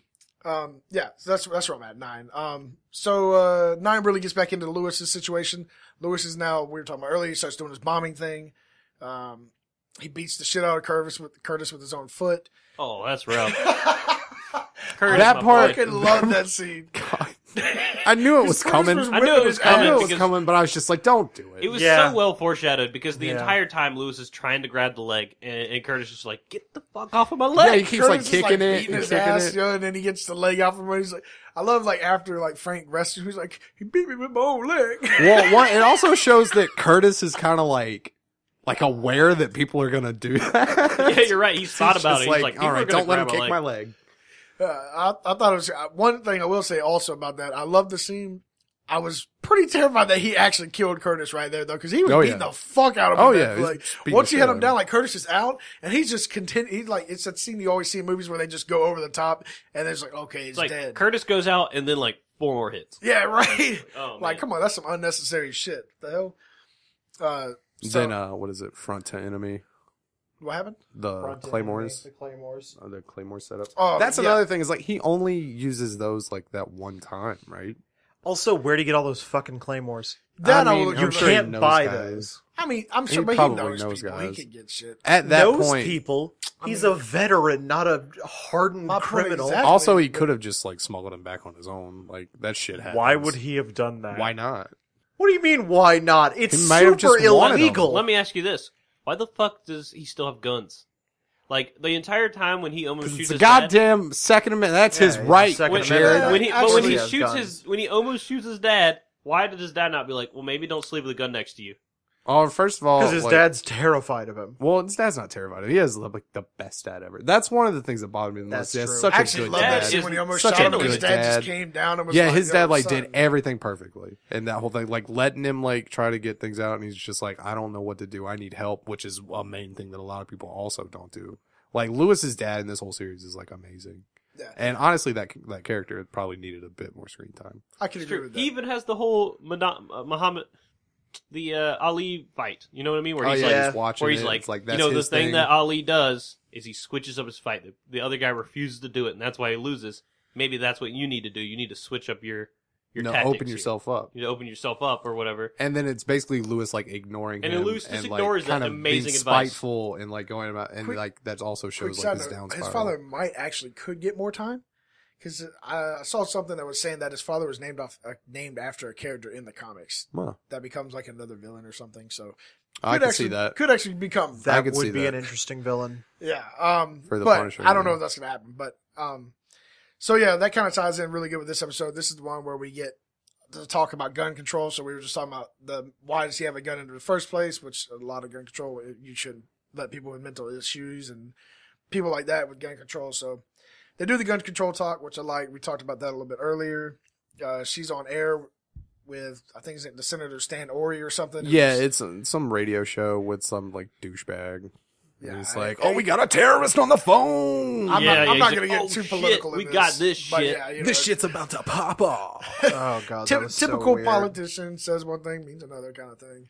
Oh yeah, that guy. That guy's also just like you could tell they set him up to be like the really fucking annoying over the top fucking thing so that Karen could be like the middle ground. Yeah. Where it's like Karen's never been the middle ground for anything. Karen actually annoys the fuck out of me. Karen will be like, they hurt She's me. the They should most- Take die. that back, you son of a bitch. Karen might be out of all the side characters in all the Marvel Netflix shows. She's getting pretty the annoying. worst fucking. Am I side wrong? character. And I Her like the character is actor. going Karen is my downhill. secret Yeah, girlfriend. exactly. Like In the- she, like in the she's Daredevil, beautiful. she's fucking. I really do enjoy her character in like the first Daredevil when first, she's yeah. Yeah, agreed. Yeah. The first I that's enjoyed what it. Yeah. is disappointing about her is I don't know. Maybe she's I'm wrong with just this. steadily gone downhill as a In- character. Initially, Like she Tony was Stark. initially she was like saved by Daredevil, and she was full for Daredevil, and she was just like, "You saved me, like I owe you everything." She just has this character that's like that, and I like it. She just it kinda resonates really well, and then at some point, she just becomes this character that's like, She gets steadily more selfish yeah, she gets more selfish because it's like God. she'll carry a gun to shoot somebody with, but God forbid Matt punch him in the face exactly. because she's selfish because she doesn't want him getting hurt.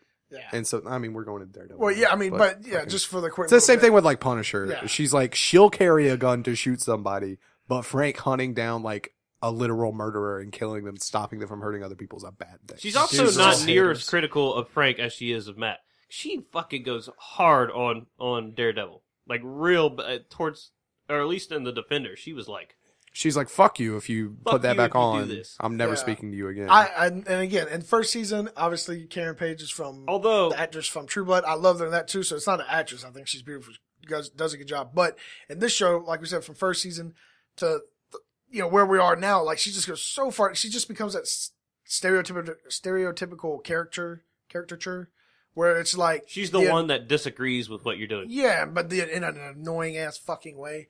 So fuck her. One thing that might be important, but then is I thought like the hostage situation was to pretty know cool. I thought she did pretty good with when that. this is I like that too. Yes. it's to note when this is taking place because I looked that up. Apparently, it's like right after Daredevil disappears, essentially, because people are saying that one, there's a newspaper that shows that her article about that, like the one she wrote up, is the one that was recently played, and then the other is that I think in the first episode or something, you can see like a building with red lights or something that was supposed to be put up to mourn the passing of Daredevil or something like that. I didn't I catch got nothing on any this. of those things, but Yeah, apparently the thing is that it's supposed to be right after the events of the Defenders. I mean, I pretty much assumed that. I just took it as it's released after. But the point is that Karen thinks that Daredevil's dead, probably, right? So Thanks for spoiling the Defenders for me. you're welcome. you're welcome. It's My old bad, as I fuck. guess. It's not that great. It's really fucking. is. Just watch the last. I've got episode. 2 episodes left. Well, that's also your Daredevil own dies. Supposedly, Whatever. a building falls on him. So we have this scene. Or does he? It does. Did y'all already do Justice League? Yeah, Yeah. We did Oh, that never last mind. I was week. going to spoil Justice League for I Jared. listened to that one today. There's only one thing you could spoil for me that I would give a fuck about. Superman's gay. That's not it. Wow. There's a really long sex scene in the director's cut. It's it's excessive. It's really excessive. Amazing. Anyways, It was beautiful. On to the next it was one. beautiful Episode in every 10. single way, but Uh, excessive. Stan Ori and Karen Page are having this little like fucking discussion thing they're gonna have. You have Lewis's last episode that he's gonna be in because he blows himself up. yep. He's coming up the stairs. Calls This whole his- situation happens. Calls where- him on the phone. Karen fucking tells him to fuck off, and that he's a dumbass. pretty And much. then he's just like, "What the fuck? What the fuck, man? I can't believe you hurt my feelings You were like supposed this. to be on my side, Karen. You were supposed to support me." Yes. Boom. So he goes off the wall. He's going to go kill Karen, go kill Stan Ori because fuck both of them. Would you guys think about the scene where he's trying to get the birds to go out the window, be free? Dude, that was fucked How up. symbolic. I was so that- angry about that. I mean, I was just like, "Fuck you! Why are you making those birds die? They're 100%. They're not gonna live? They're going to die Yeah. if you do that." But yeah, it's also. But he's like, it's symbolic, I think, of like he's trying to set the birds free. "Oh, yeah, It's like that's they the want- point. Like of the scene is Yeah. that I don't know what the point of the fucking Well, scene you have was. to read into it. I feel like it's because at this point he is full on lost it, and like he probably just doesn't understand at that point those birds like can't leave that cage. That's- because yeah, it's they're- not where they they're belong. pet birds. Yeah. They can't survive in the wild, and he thinks that he thinks that they're a metaphor for him trying to get free from his problems when in fact it's He's just trying to get two birds to fucking die. I actually wrote that down too. My notes: birds leaving cage. I forgot about it. I thought you meant I exactly forgot what about I it said, and I entirely. was like, As with most things that we talk about on here, Yeah. until you guys remind me, and then I'm like, oh, here's an I just epilogue. remember it was a scene that I was like, yo, this is trying to be like. It really real shook me up a symbolic lot, here. actually. Yeah, it shook him up a lot. He was Yeah. like, "What the? Where Get would you out of- fucking Where go? would you go?" And he just gives up. I thought he was about to pull out a gun and shoot him. I thought he was going to. I thought he was going to I shoot thought the he was fucking going to bird. Penguin snap their style. necks or something. Yeah, so he goes in to do his thing. They have different recollections of what happened. Essentially, he goes in, Frank backs him off, saves everyone. However, dickhead Stan Ori is over here like, Frank came in to kill me. Oh yeah, that fucking. Right? That pissed me the fuck Jesus off. I was Christ. like, get the fuck out of here. You Why? clearly know. Why? Well, Yeah, I was watching the flashback and I was like, what the fuck? What does he gain by implicating Frank? It makes him look. It makes really him look like shitty. the hero. Yeah, because he's like, I'll run and go get help instead of being like, I'm fucking scared. But Let's he get had, the fuck out of but here. he had to All he know has- that Karen was going to say what really happened. Well, So- he And also that probably she's a believes that journalist. that's what And happened. that she's a journalist He could. known for telling the truth. But Right. also, we do have Brett Mahoney in here, who was from all the other TV shows too. He's a cop. You know, Yeah. he's he doesn't mean shit. So, It's just a guy Sorry, Brett. who's become a detective after being a cop. yeah. It's like at some point he's just gonna be like the police chief. They And might the- as well. Just fuck it. There you go. You're a Oh detective my now. god, yes. this, I would love him as the grumpy police chief. And he just like keeps having to deal with superheroes bullshit. Yeah. And he's just so tired of it. I want Well, him yeah, to that's go up, fucking, and then at the um, very end he retires. What's her name? Knight. It's Misty Knight. Yeah. That she's already got that spot. All right. Yeah. She's the well, she's disgruntled gonna have a detective. robotic arm in the next season of Iron. Nice. Yes, please. Iron Nice. Fist. But love also a good one little robot quick arm. thing. In this episode, we have, I don't remember who did it. I think it was Frank, but he shoots a door frame and then gets in that way. Does that fucking work? I feel like shooting a door frame. I mean, would if work. you shoot I know a this is off, hinge, like on a He tangent. probably you have to shoot like essentially I think what you have to shoot is the thing that's holding it. yeah, think of it like a rectangle, Well, like you shot around up the lock. here or something. No, like No, think it of it like a shoots down. rectangle, Yeah, I know like right around here, the lock. yeah. So if you shot like over it and that- then to the side of it and then under it, you could weaken it enough to like snap the door around That is actually so a it wouldn't thing. be holding it anymore. The military often uses breaching shotguns. Yeah, but I like- thought they'd shoot this part. The No, part no, no, around no. the actual What you got to door. shoot probably is the wood that's holding the book. Yeah, you shoot the wood that's holding the door jamb in. Basically, the little tongue that sticks out that retracts whenever you turn the handle. You shoot the part of the wood that's holding that in place, and it'll just kind of disintegrate around the metal pieces. Yeah, I mean, I haven't done it, but I assume that's how it works. Yeah. Moving on. That was just a side tangent. I think somebody. No, never mind. One other little side tangent from this I wanted to talk about was in the scene where Frank does go in and save, you finally see what actually happened. Why the fuck does he take the time to just jump in front of the bullet? That's another one of these I'm like didn't really get. Do y'all remember that? I So instead remember of him just getting shooting shot. at Lewis, Yeah. he like runs and jumps in front of the bullet as I like agree. he's He- shooting like what the fuck? It What would are have you been doing? quicker to just shoot him. I think maybe he didn't want to. So Yeah. he's like, I'll take a bullet to the chest. Hopefully, Because my at that vest point, that's the works. point. That's the point that like he's spoken to him and he kind of knows what's going on with him. So I think he, like I said, like before, like the Punisher is not evil. Like he just gets things done efficiently by killing motherfuckers. And so I think he was really just kind of trying his best to save Lewis while also trying not to let him kill anybody else. Yeah, he's chaotic neutral. Yeah, and gotcha. also like he's a tank. Like he takes fucking damage. I Like, feel you, like a okay. motherfucker. That's Well, what he's actually- used to do. Oh my god, And can we this do the series- whole rest of this thing with video game terms? Yeah. I just meant like an actual literal tank. Well, and that's one thing that's actually kind of funny from this whole season. Man, does he not take some damage and recover hella quick? Is this motherfucker? Yeah, that's his is thing. he, That's his thing. Like it's just tenacity Wolverine? and like getting the fuck over shit. Well, it's like the next day, this man got beat up, 7 broken ribs, shot in 3 places. Well, I And mean the next that day he's actually is like oh, well, I'm feeling all right. like you can heal faster. Like if you have like pumped up testosterone and shit like that. So if it's like constantly at high levels from him doing stuff, then yeah, I could see him like muscle tissue and stuff knitting faster and things like that. Okay. Nothing crazy. As we know by the end of this episode, Lewis blows himself up in the freezer. Frank gets away. And That's a kind of emotional scene too, right there. It is. It's an because emotion. he's reciting It's that poem about like the exactly- British soldiers in Afghanistan. It's the thing where he's like, if you're out in the night or whatever, if you're out, It's like in if you're desert, out in the desert, they'll and come with, cut like, you up, so just kill yourself. With the women come with their knives, like roll to your rifle and die like a soldier. yeah, something like that. And then fucking and that really is like a big popular like, but it also shows because he made mention about it. He's like, it's the only thing I could ever think of because they drilled it into my head so much that like it just comes out when I'm doing the thing, like Frank does when he sang the song. It's like his mantra, his way to focus, and it just shows like a way and like in the military how it's kind of like, you know, brainwashy and kind of like they strip away from you until they can just build that's you like back the up point. with what they want. They strip away all the pretty much everything about you so that they could build upon that. Yeah. So with this, we kind of get the end to the first, you know, semi-villain comes in. One I of the actually arcs. liked it. It's the Yeah, close one to of the the arc. arcs, yeah. And then we bust into the last 3 episodes, which were fucking intense. Loved every minute of them. And we start with Billy knows that David Lieberman's alive, so he kidnaps Zach family. and Sarah. Leo's on the run. Leo's on the run. Micro finally breaks his silence and meets her. Whenever I saw that, I was like, "Fucking finally, dude!" Yeah, like, that seriously, was really like. you could have done this like an episode ago, because like they were clearly already in danger. It took them a long time to level with Madani, who's ultimately just trying to help them. However, Yeah. this episode also contains one of my other favorite scenes. Let me. I'm gonna let you. All right, get into you that. go first. Let me push in first real quick here. So Frank obviously at this point knows the call's being traced, and there's a team on the way to fuck up David Lieberman. He sends David Lieberman off to go talk to get his daughter. He's waiting for the team, and this is where he like fully becomes like the Punisher. He's Like, back. He goes back Yes. into Like being he's the full back. Punisher. And Skull's right back on Skull's there. back on the vest, bro. This man's coming. He's about to fuck some people up. I love that part.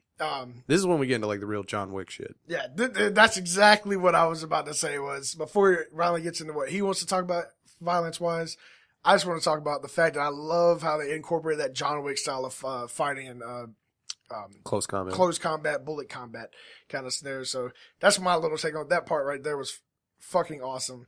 Obviously, John Wick is pretty fucking awesome. So, anyways, Ryland, you can go into what you were gonna.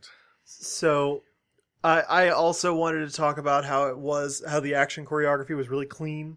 However, I would like to note that not only does he go full Punisher, in fact, the grease paint that he puts on really makes him look exactly like one of the classic Punisher covers. I would be hard-pressed to name the exact issue. However, I know I've seen that cover.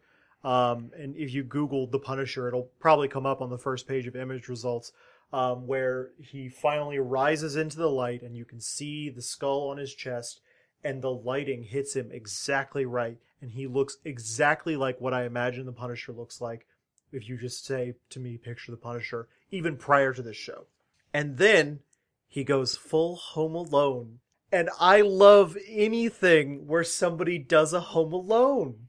It's just so fun. Traps are Do great. you mean how he Traps- just like sets traps. Traps the light bulbs. He's got Yeah. tripwires down. There's a claymore at some point, I think. He Home Alones them.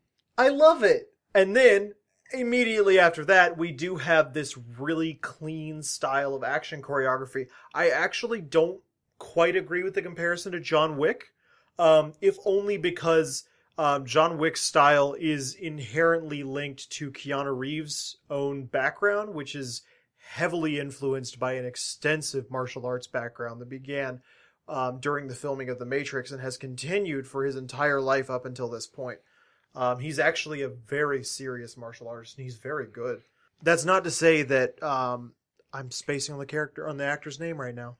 John Bernthal. Barenthal. It's not to say that John Barenthal does a bad job. I mean, the man moves well. He's convincing when he fights. John Barenthal sells the Punisher. Yes, Hell he yeah. really sells the Punisher. Without John Barenthal, they couldn't have done this show. Yes, Agreed. and in this, specifically in this scene, we really see the rage of the character of the Punisher translated into his movement. Whereas before, especially in the first episode, we see a man who's just kind of doing the work. He's just kind of doing the thing. And even in the scene in Morty Bennett's house, when they set off the smoke bombs. and Oh he's fuck, we fighting never them talked by about the smoke lasers. bombs. Oh, that was cool. I'm gonna. If I have time, I'm gonna talk about it. Go That's, for it. that was the but, best fight scene. He even at that point, The he's all smoke business grenades with the lasers. because he comes in there with a plan and he simply In the dining room? executes it. However, in this final fight scene, or not the final, but in this specific fight scene, which is, in my opinion, one of my top 3 fight scenes for this show, we see him because he expects Russo to be there, and he thinks Russo is there. Yeah, and that's the main thing. Is driving through these men in a fashion that we don't see earlier in the show, because this is no longer business. This is now a personal vendetta. Him versus Russo, and by extension, Agent Orange. And we see a man who's been fully betrayed by a person that he really thought he could trust. And now he is coming for him. Punisher style. Like, full-on vengeance. This isn't about justice. This isn't about his family. This is about fucking this dude up. And he does it. I love it. From top to bottom. Yeah, he is, with the lasers. It's like nasty. That was straight out of, sorry. Fancy ass shit. Tom Clancy's, what's the spy one, Jared? Tom Clancy's, Ghost Recon? No. That's the game. Chaos Rainbow Theory. Six. No, Rainbow Six. Rainbow Six is the Special Forces. I'm talking about the book. Splinter Cell. Yeah, that's what Splinter Cell. The Splinter Cell games, bro. I throw a smoke bomb on a merc, and you just fucking run around and just murk them. Yeah. Just fucking mercs. Yeah. All that merking. That's actually the second time. that I he wanted to uses also obscure mention vision. that same thing you said, which was fantastic. I love how, like you were saying. We forgot about that fight.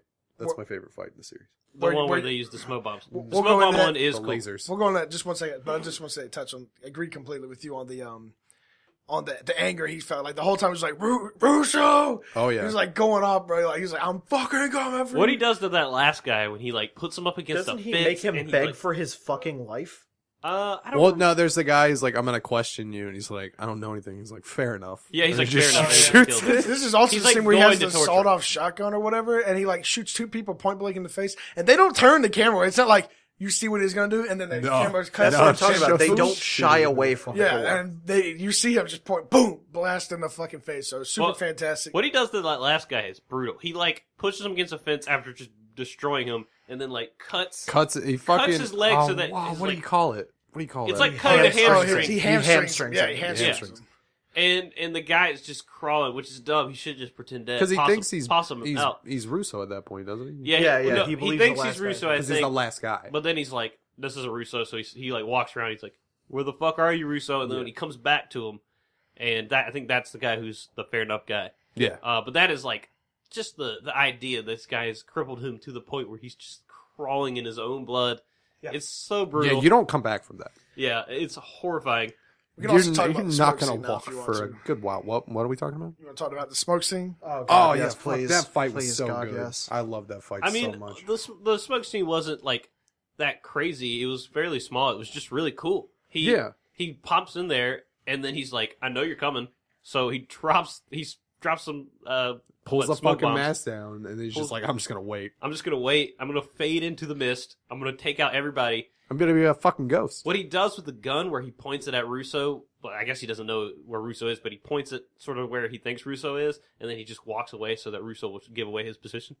That is brilliant. Yeah, because I really liked it because it's where you see Frank Castle really shine as an operator, like as this like special forces guy who has this like masterful tactical mind that really, even though he's not a planner, it shows that he's not stupid. He's very good at this. Very good. Yeah. And like the play at the end with where he uses the laser, because you can see Russo figures out what Frank Castle is doing in that he has taken one of their guns and he is now shooting at the other lasers. Yeah. And so, but you can see in Frank's mind, he knows that this last guy has cut his laser off. Therefore, he has figured out what Frank is doing. Therefore, Frank can play him by putting his gun down and leaving the laser on. And that's just, that's a level of head games that is kind of unique to this character. What it shows is a complete understanding of the situation. Exactly. Situational awareness. Yeah, situational awareness. That's a simpler way to say what I just said. And but that's exactly what I would say the Punisher or Frank Castle has. He doesn't. You're right. He doesn't really have the planning, at least in this iteration. What he has is he's just an operator, and he understands everything about what's happening in the situation. He's a reactionary strategist. Yeah, but that's the thing that He's got really good map awareness. when the shit hits the fan, Does he rush B? when the shit hits the fan, that's when the people who are the good soldiers are split from the people who are the bad soldiers. Yeah, he's a clutch. Yeah, exactly. He's the clutch. That's all I had to say about that. About that scene? The scene was I couldn't remember for fucking until you Oh, showed I've me, been and I thinking was like, about it, holy but I shit. kind of skipped over talking about it. Yeah. What are we at? 12 now? We're at 12 now. We're coming into the last. At this point, well, they kind of figured it out earlier, but that Frank and David Micro realized they need to deal with Madani? Madonna? Madani. Madani. Did I say Madonna? I think it's like Dina Madani. Yeah, Dina Madani. Anyways, so they realized obviously before they need to deal with her, so they're now in that phase of dealing with her because Micro kind of went behind Frank's back and, he got real and pissed talked about to that. Frank got a little pissed about that shit. Frank don't like people betraying him even if He it's was for his trying own to pull good. out the look, technically, I did what we were going to do. I just didn't wait for you. Yeah. And that's not my fault. He's like acting like he's not doing something wrong, despite the fact that he made that call where he's like, I understand, you gotta do what you gotta do. Sometimes we have to do what we have to do. And Frank's like, what are you talking about? What are you talking about right now? Why are you telling me Why are this? you And he's saying, like, why are you know, saying I'm these just weird saying, words? I'm just saying we You have went to to do Madani, didn't you? So now they're in Madani's office though. They're talking to the camera, getting the facts. Also in this scene, real quick, this is where Madani finds out that Frank is the one who actually pulled the fucking trigger. So we all know the whole time, like no one really knows, but it showed it several. assume No, it showed Frank's it the several killer. times that he did. We've it. known for a while. Madani did not know. Yeah, Did it actually specifically yeah, show but that? it no, shows it him showed- like putting the It fucking showed him mask pulling down. the mask down and then pulling the trigger. Oh, damn, showed I missed him, it. and I then just it- It's assumed real. It's like I a just 2 assumed second. it It's like was 2 him. seconds. Yeah, well, anyways, I assumed it was him. It the showed whole him time. doing it, and then it shows him and Gunner having to bury the body later. Yeah. Yeah. Yeah, I saw that they were burying the body later. But yeah, anyways, so her face, man, when she finds out that he's the one that pulled the trigger, man, I was like, damn, is she about to just break down or this deal? Yeah.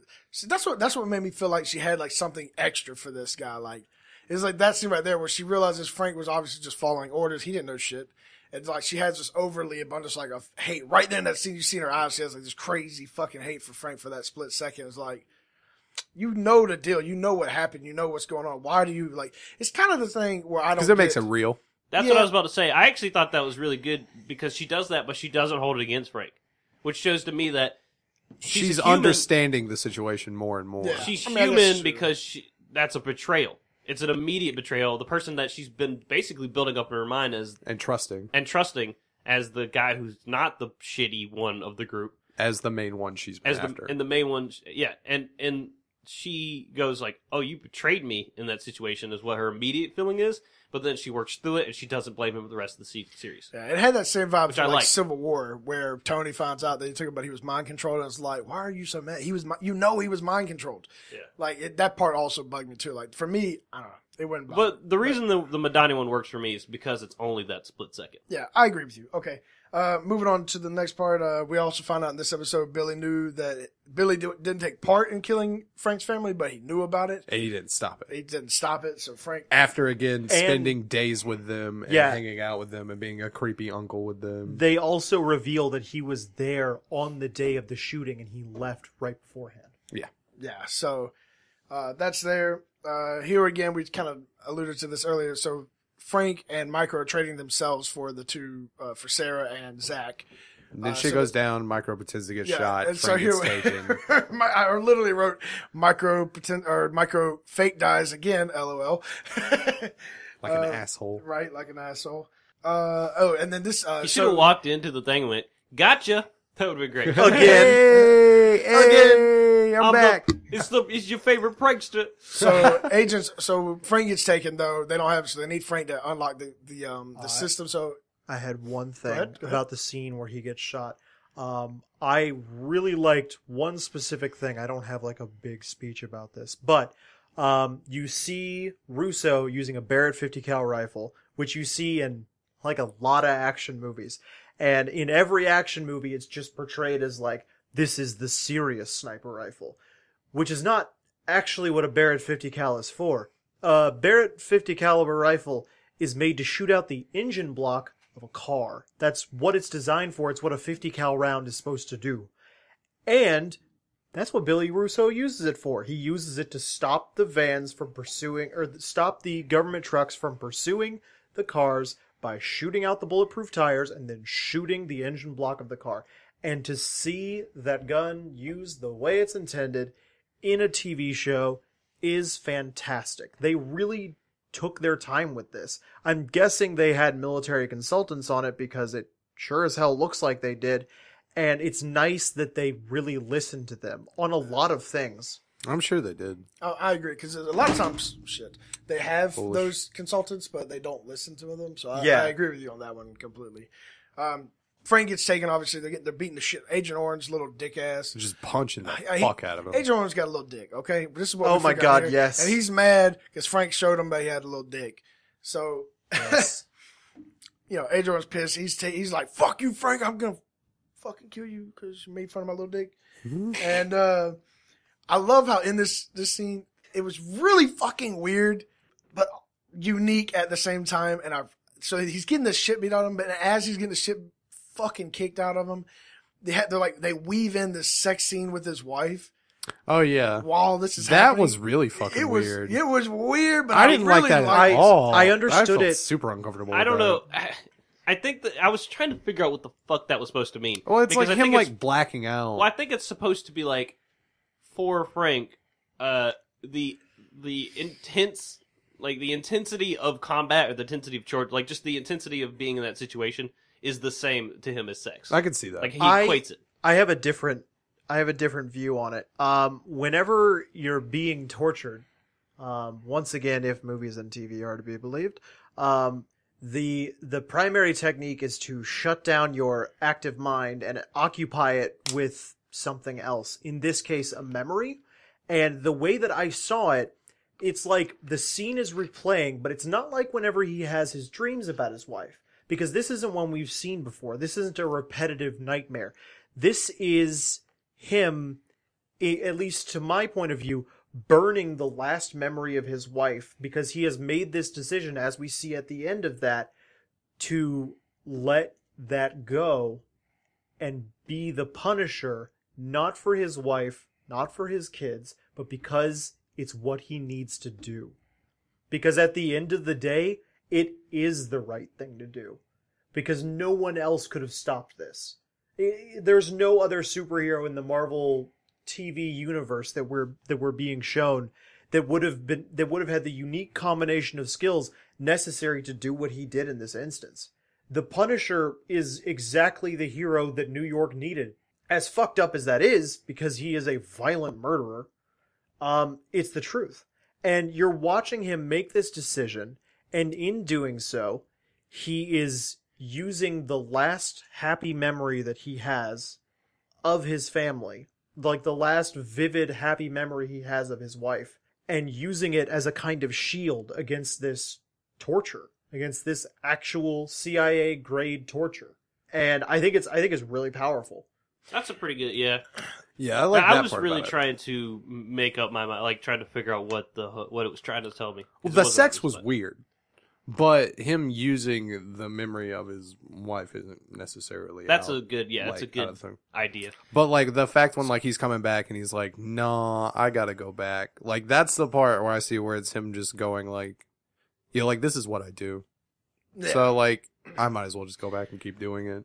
So Billy Russo realizes that he's going to get fucked eventually by Agent Orange, probably right here.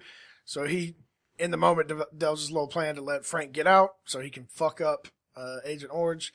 And he does, and he fucking hits this man with the mountain and fucks Agent Orange the fuck up, Oh like my gruesomely. God. Just like boom, Holy boom, shit, boom. that I looked was away. insane. I looked away from that. He Wow. removes him He- from existence. Yeah, I mean, he's already killed the motherfucker, and then he Blinds shoves in his him fucking with his eyes, others. and like, That's always my go-to. I use the thumb. yeah, oh my god, dude, It stops a fight real quick.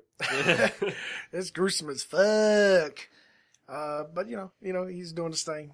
Doesn't he like hit him in the balls or something? I don't know. I just it was gruesome as fuck. the only thing that stands out in my mind is when he was like, "Oh, that one eye, all of Yeah, the yeah, eyes, both everything eyes. that is involved Fuck with the your eyes." You're already probably He's dead. and already if not, I'm dead. definitely killed. Yeah, I think I don't he's think already he's dead.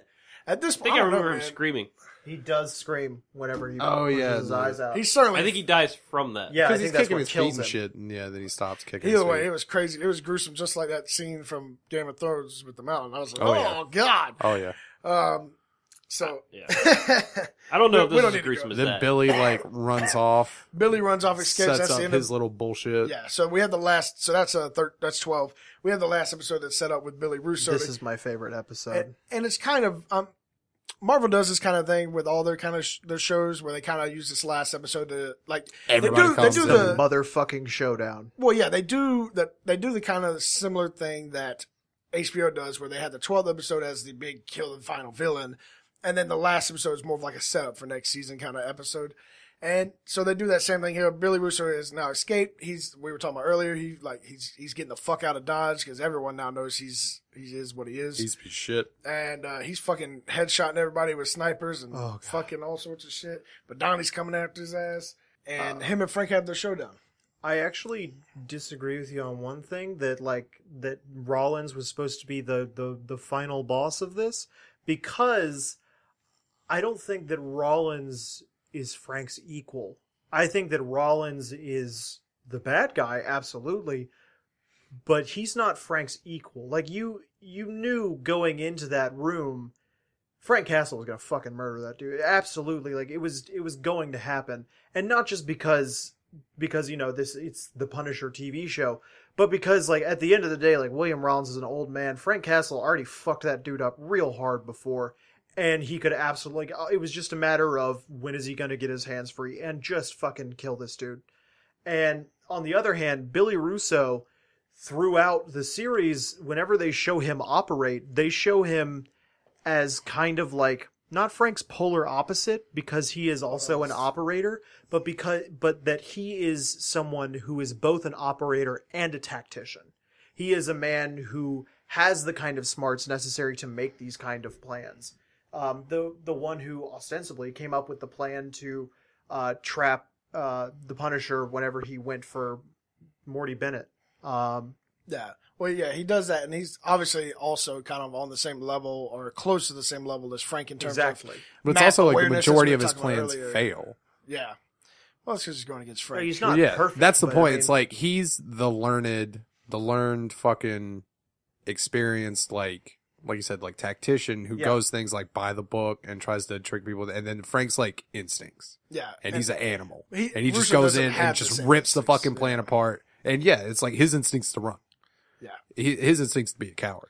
And then Frank's is to like push through, because why wouldn't you? Yeah. Why wouldn't you win? So, in this episode, we Show start down off- at the park. Well, before we even get to that, I just Oh, want to talk God, about the Curtis showdown getting in the park. fucked up again. Curtis getting beat up this whole goddamn Well, you know Curtis what? gets So fucked tired up. of This is an important thing, though. Obviously, if you've seen it, Curtis and Frank have like a setup so that he has a chance to just snipe Billy Russo, but Billy figures it out in the scene and he dodges it essentially. But the important thing here is that Billy doesn't kill Curtis and says, my word means something too, and all that, yeah. which I think says something about his character, that he actually does care about being honorable. He just is a psychopath, but he isn't like a complete sadist or anything. He's not like trying to kill everybody. He does have an idea of what he wants. He's not crazy. He's greedy. Just He's greedy. an Yeah, asshole. yeah. He's just an asshole, greedy, but he's not crazy. Yeah. Which is, I think, an important. Well, he's uncaring and he's unfeeling. Like, he's pretty much a sociopath. He's just not broken from reality. Like he sees the world as it is. He's just doesn't give a single solitary fuck about anybody else. So I think that's the really main important part about that scene. I don't know if we get anything else out of that.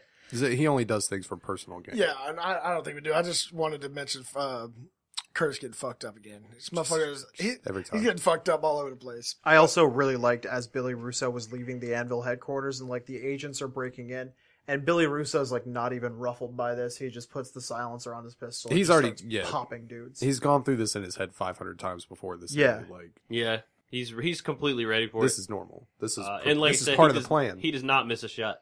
Yeah, and that's another thing is we get to see, because this is really in my mind the first time we really get to see Russo operate, because like we see him in the scene at Morty Bennett's house and he's good, but like he's working with a team. We don't get to see Russo essentially doing the same thing that Do Frank's what Frank doing. does. Yeah. Yeah, and when he does, he is very impressive. Yeah. He's very precise. Is Yes, what he is. He's the opposite of Frank in I that think regard. Frank is just pure instinct animal, like you were saying. And Frank is the pure instinct animal, and he just murders because of it, and he doesn't stop. Yeah. Billy Russo, and actually as the last scene kind of, when the last fight kind of proves, when Russo gets hit, he's done. Yeah. He gets hit, he gets like shot in the face or something, and then he has a bullet in his mouth and like spits it out, or something like that, right? Yeah, Then he gets his face dragged out Oh of my a mirror. God, no, don't. I was so happy about I that. want to talk about I that. loved it so like, much. you're a It felt motherfucker. so good. But I was the like, thing about yeah, that fuck scene- up his face. He's not pretty. The thing about that scene is that like he loses when that happens essentially, and he just falls apart. But before that, he is very meticulous. So it's like Frank is just he doesn't give a fuck if he gets hit or anything. This other guy, Billy Russo, is very meticulous and particular, and then right He's after afraid. he's like, yeah, he is. Billy gets distracted by his own fear when he fights. Like, that's what happened with Yeah. him and Madani when he saw that they were You starting need to to lose. do something, Josh. You're good. I'm gonna try and find a scene, but it might make noise, so I was gonna do it Oh, over there. oh, I'll you're talk good. about this last fight scene. Oh, but let's talk about Hold on, no. because like I wanna do talk I about do that scene. enjoy Madani. We'll get right back to it. Oh, you're a motherfucker. Just But why did she show up? Like, what did she do? She don't got know. shot in the head Literally like nothing. 10 seconds in. It's like all you did was bring her in to Yeah, embarrass I wrote her. something about Madani. It's gonna be weird. I don't know why I wrote this. I said Madani looks like an Indian warrior. I don't know what the What? fuck I meant by that. Oh, is it because she got shot in the head? So you Maybe thought I don't know. maybe- That's why I was don't gonna know, look it man. up while that y'all seems finished weird. talking That about makes the, no the sense. fight scene. I don't know it's either. Really But weird yeah, that you're right it about seemed that. like a real dumb thing to do with her. Yes, I agree do completely. agree Yeah. with that. She served no purpose. She got shot up. Just get shot in the fucking head. It's all right. like you just made her show up so that you could embarrass She took her a bullet character. for Frank. That's true. That's true. That is true. But that's the dumbest fucking bullet to It take. is. It was a dumb bullet. Like, why would you write that a character gets shot in the head, but oh, they make it? Oh, and the quickness of which she does that and the accuracy was like, whoa, holy shit! Yeah. He didn't even know she was there, and then it was bam, done. Yeah, He's exactly. good at what he does. He's almost as good as Frank. So, Billy Russo is Jigsaw. Yeah, I have no idea who that is. He's Well, another Punisher. He's a villain. Punisher villain. I've but probably seen him. I That's just that's the don't whole remember. point of him. He's always No, it so makes pretty, sense gets now. fucked up in the face. Yeah. I'm glad I didn't know Talk that about him, information his face before. drug 'Cause him. then I I'm would kind have. of Oh, glad because God, then I yes. would have known what it would have Yeah, exactly. happened to him. Because So- they talk way too much about like Billy's the pretty one. And Billy's Yeah. handsome Billy. Now it that's makes loud sense. as fuck, That's man. nothing That's to real show. loud. Why did you start playing that while we were still I don't sitting find this here? fucking- God damn it, Josh. Oh, God. Continue with your shit. Okay, so Just mute it. the I did. final edge of the fight scene where he just fucking goes to town on Billy Russo. When he dragged that man's face down that fucking mirror, it reminded me I love that so of a much. scene from the Raid 2 where a dude gets his head smacked onto the corner of a wall and then dragged down it in exactly the same way, but the mirror made it so much worse. Oh my god! Holy fucking shit. Like that was actually, you said you had to look away at that one part. I had to look away whenever he dragged his face down that mirror. I actually had to rewind it because I would not let myself like not see that. But the first time that it happened, I was like, no, he's not going to. And then he pushed his head on it and I was like, no, fuck. And then he fucking did that shit. And oh my fucking god. Like, I've never seen anything. That actually might be my new top thing that looks like the most painful thing I've ever seen in my fucking life. Yeah, that looked horrible. That horrifying. scene was and so in the end, when he vindicating. like knocks him against the thing, and Oh, it just beats the shit out. Like he just like repeatedly hits him against the thing. I'm like, you said you weren't gonna kill him. I You love it kill so him. much. It felt so good. Also, I that's enjoyed another it. thing. It's No fucking my way you favorite survive part. that. No fucking way. This is my you favorite survive part. that. I You could mean, be the Frank hardest survived a bunch of motherfucker in things existence. that he and you- shouldn't have survived. He got his fucking face dragged down a mirror that had been Oh, broken. he's His gonna whole survive. face I is mean, eviscerated. That's not gonna gonna be a kill villain. you. He's gonna be a villain in like No, season that- It's 3. not a it's fucking that- it's artery that going plus- across your forehead. There is. There's one right here, right on the side of his face. I'm pointing to my left temple. Right on the side of his face, you know, the part that got dragged across a He's wall still not full gonna of broken die, though. glass. Well, I it's don't think not it- just the face, man. He's also been shot. He's been stabbed. So is he's Frank. been sliced. He's not gonna be dead. He's not I mean, dead. he's not dead. This is the I don't creation he's of not him dead. as Same thing Frank Jigsaw. is He's done. not dead. But I'm saying There's in, no in basis real in life, reality for no your fucking argument. way that he survives that. Well, Absolutely. Punisher's not based in real life. Let's Fair. I did point Let's that out suspend earlier. a little bit of real life. That's something you have to do generally in these.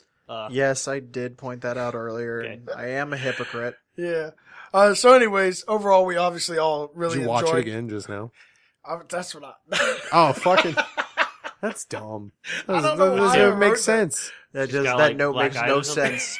It's just racism. That note makes zero sense. That's It not is racism. low key. Racism's out of hate. Let's not even get into that. That's Oh, not the definition. let's but just okay. finish the review. Yeah. Finishing up. Jared, finish it up. I don't. What we were going? Where Jared everybody doesn't ends know up? what the think fuck we were we're gonna talking talk about- Jared's been zoning out for the past 2 hours. I think we were going to talk about how hot I- Billy Russo was before he got his face dragged down a thing not of glass. really. He has the weird evil guy. And we were goatee. going to talk about Tyler's enormous man crush on Micro I don't like Micro. I like Frank. sexually. I'm sexually overall the attracted to Frank show Cass. was I'm not gonna lie, I really am fucking too. good. All of us enjoyed it. You know, overall we had a rating of somewhere around 9 out of 10. You should definitely watch it if you haven't. If you haven't watched it and you're at this point in the video, then spoiler. And Well, obviously, yeah. you know, as normal. You got something to say, Jared? Yeah, I was going to say we didn't. I was trying to think of what happens at the end. But Donnie lets Frank go.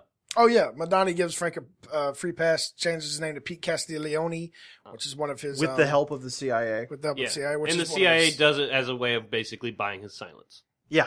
Which makes sense to me. I was like, why would she possibly do that? And he was like, you're just trying to make it where I don't talk. And he's like, yeah, that's what it is. Yeah, absolutely. I love that she's so upfront about it. She's like, yes, I that's like, 100% her what's character's happening. pretty good because she's like, she's pretty pissed off when she finds out William Rawlins is. Oh, yeah. She's like, Oh, the in charge lady. yeah, she's like, yeah, she does. A good I job. don't want to do things that aren't above board. You have put me in a bad position. Oh, I liked her, yeah, a and we're lot. fucking done after this. Yeah, she was like, "Fuck you!" Like, yeah, I liked her character a lot. You stupid son of a bitch. He's like, "We don't have to be done." No, we're done, bitch. No, Like, no, you don't. we're You fucking don't understand. Nuh-uh, I this try not to do end. fucked up shit. Zip it. Zip it right up. And Zip it all together. Ends with Frank showing up to a vet meeting, man. Oh, He's right. Getting I his like that part. PTSD I thought that was really great. and settled with. That's cool, except all those people definitely know who he is. They know exactly. Oh, yeah, who he is. 100%. He's been all over the fucking news. They're like, oh, Frank Castle is your friend. Chris. Oh, Okay. hey. He's still alive. Punisher. You're still alive. Frank Castle's still alive. And there's that one dude who, like, smoked a joint before it because he needed something to relax, and now he's freaking the fuck out because the Punisher's here, and he's like, how do you feel about weed, man? Oh God, the Punisher's gonna kill me. Cover the weed. Frank, I was did. arrested once for weed possession. I'm not gonna lie to you. I'm just gonna be totally upfront. I'm really I got a fucking high right DUI like 3 months ago, and I'm just super high right now. I'm And so sorry. please don't kill me. And Frank looks at him and he's like, "Are you high on meth?" And he goes, "No." Why would And he Frank's ask like, him "No, that? no, I'm just fucking with you. I don't care." Yeah. All right, that's it. That's it. We love you. I love you. Tyler hates you. Jared's That's neutral. not true. I love Titty him. sprinkles. All right. Do I need to get over there? Jared's Yes. hopping in. Jared's got it. Oh, he broke it. It fell apart. break it. Hey, Chris, Ryland broke Fuck it. off. Ryland broke the mic. I broke a mic, guys. I'm sorry. David probably set it into a bad position. Now it's going to be another $20 probably to fix this. God damn it. Gotta get a whole new mic, so maybe For those 22. of you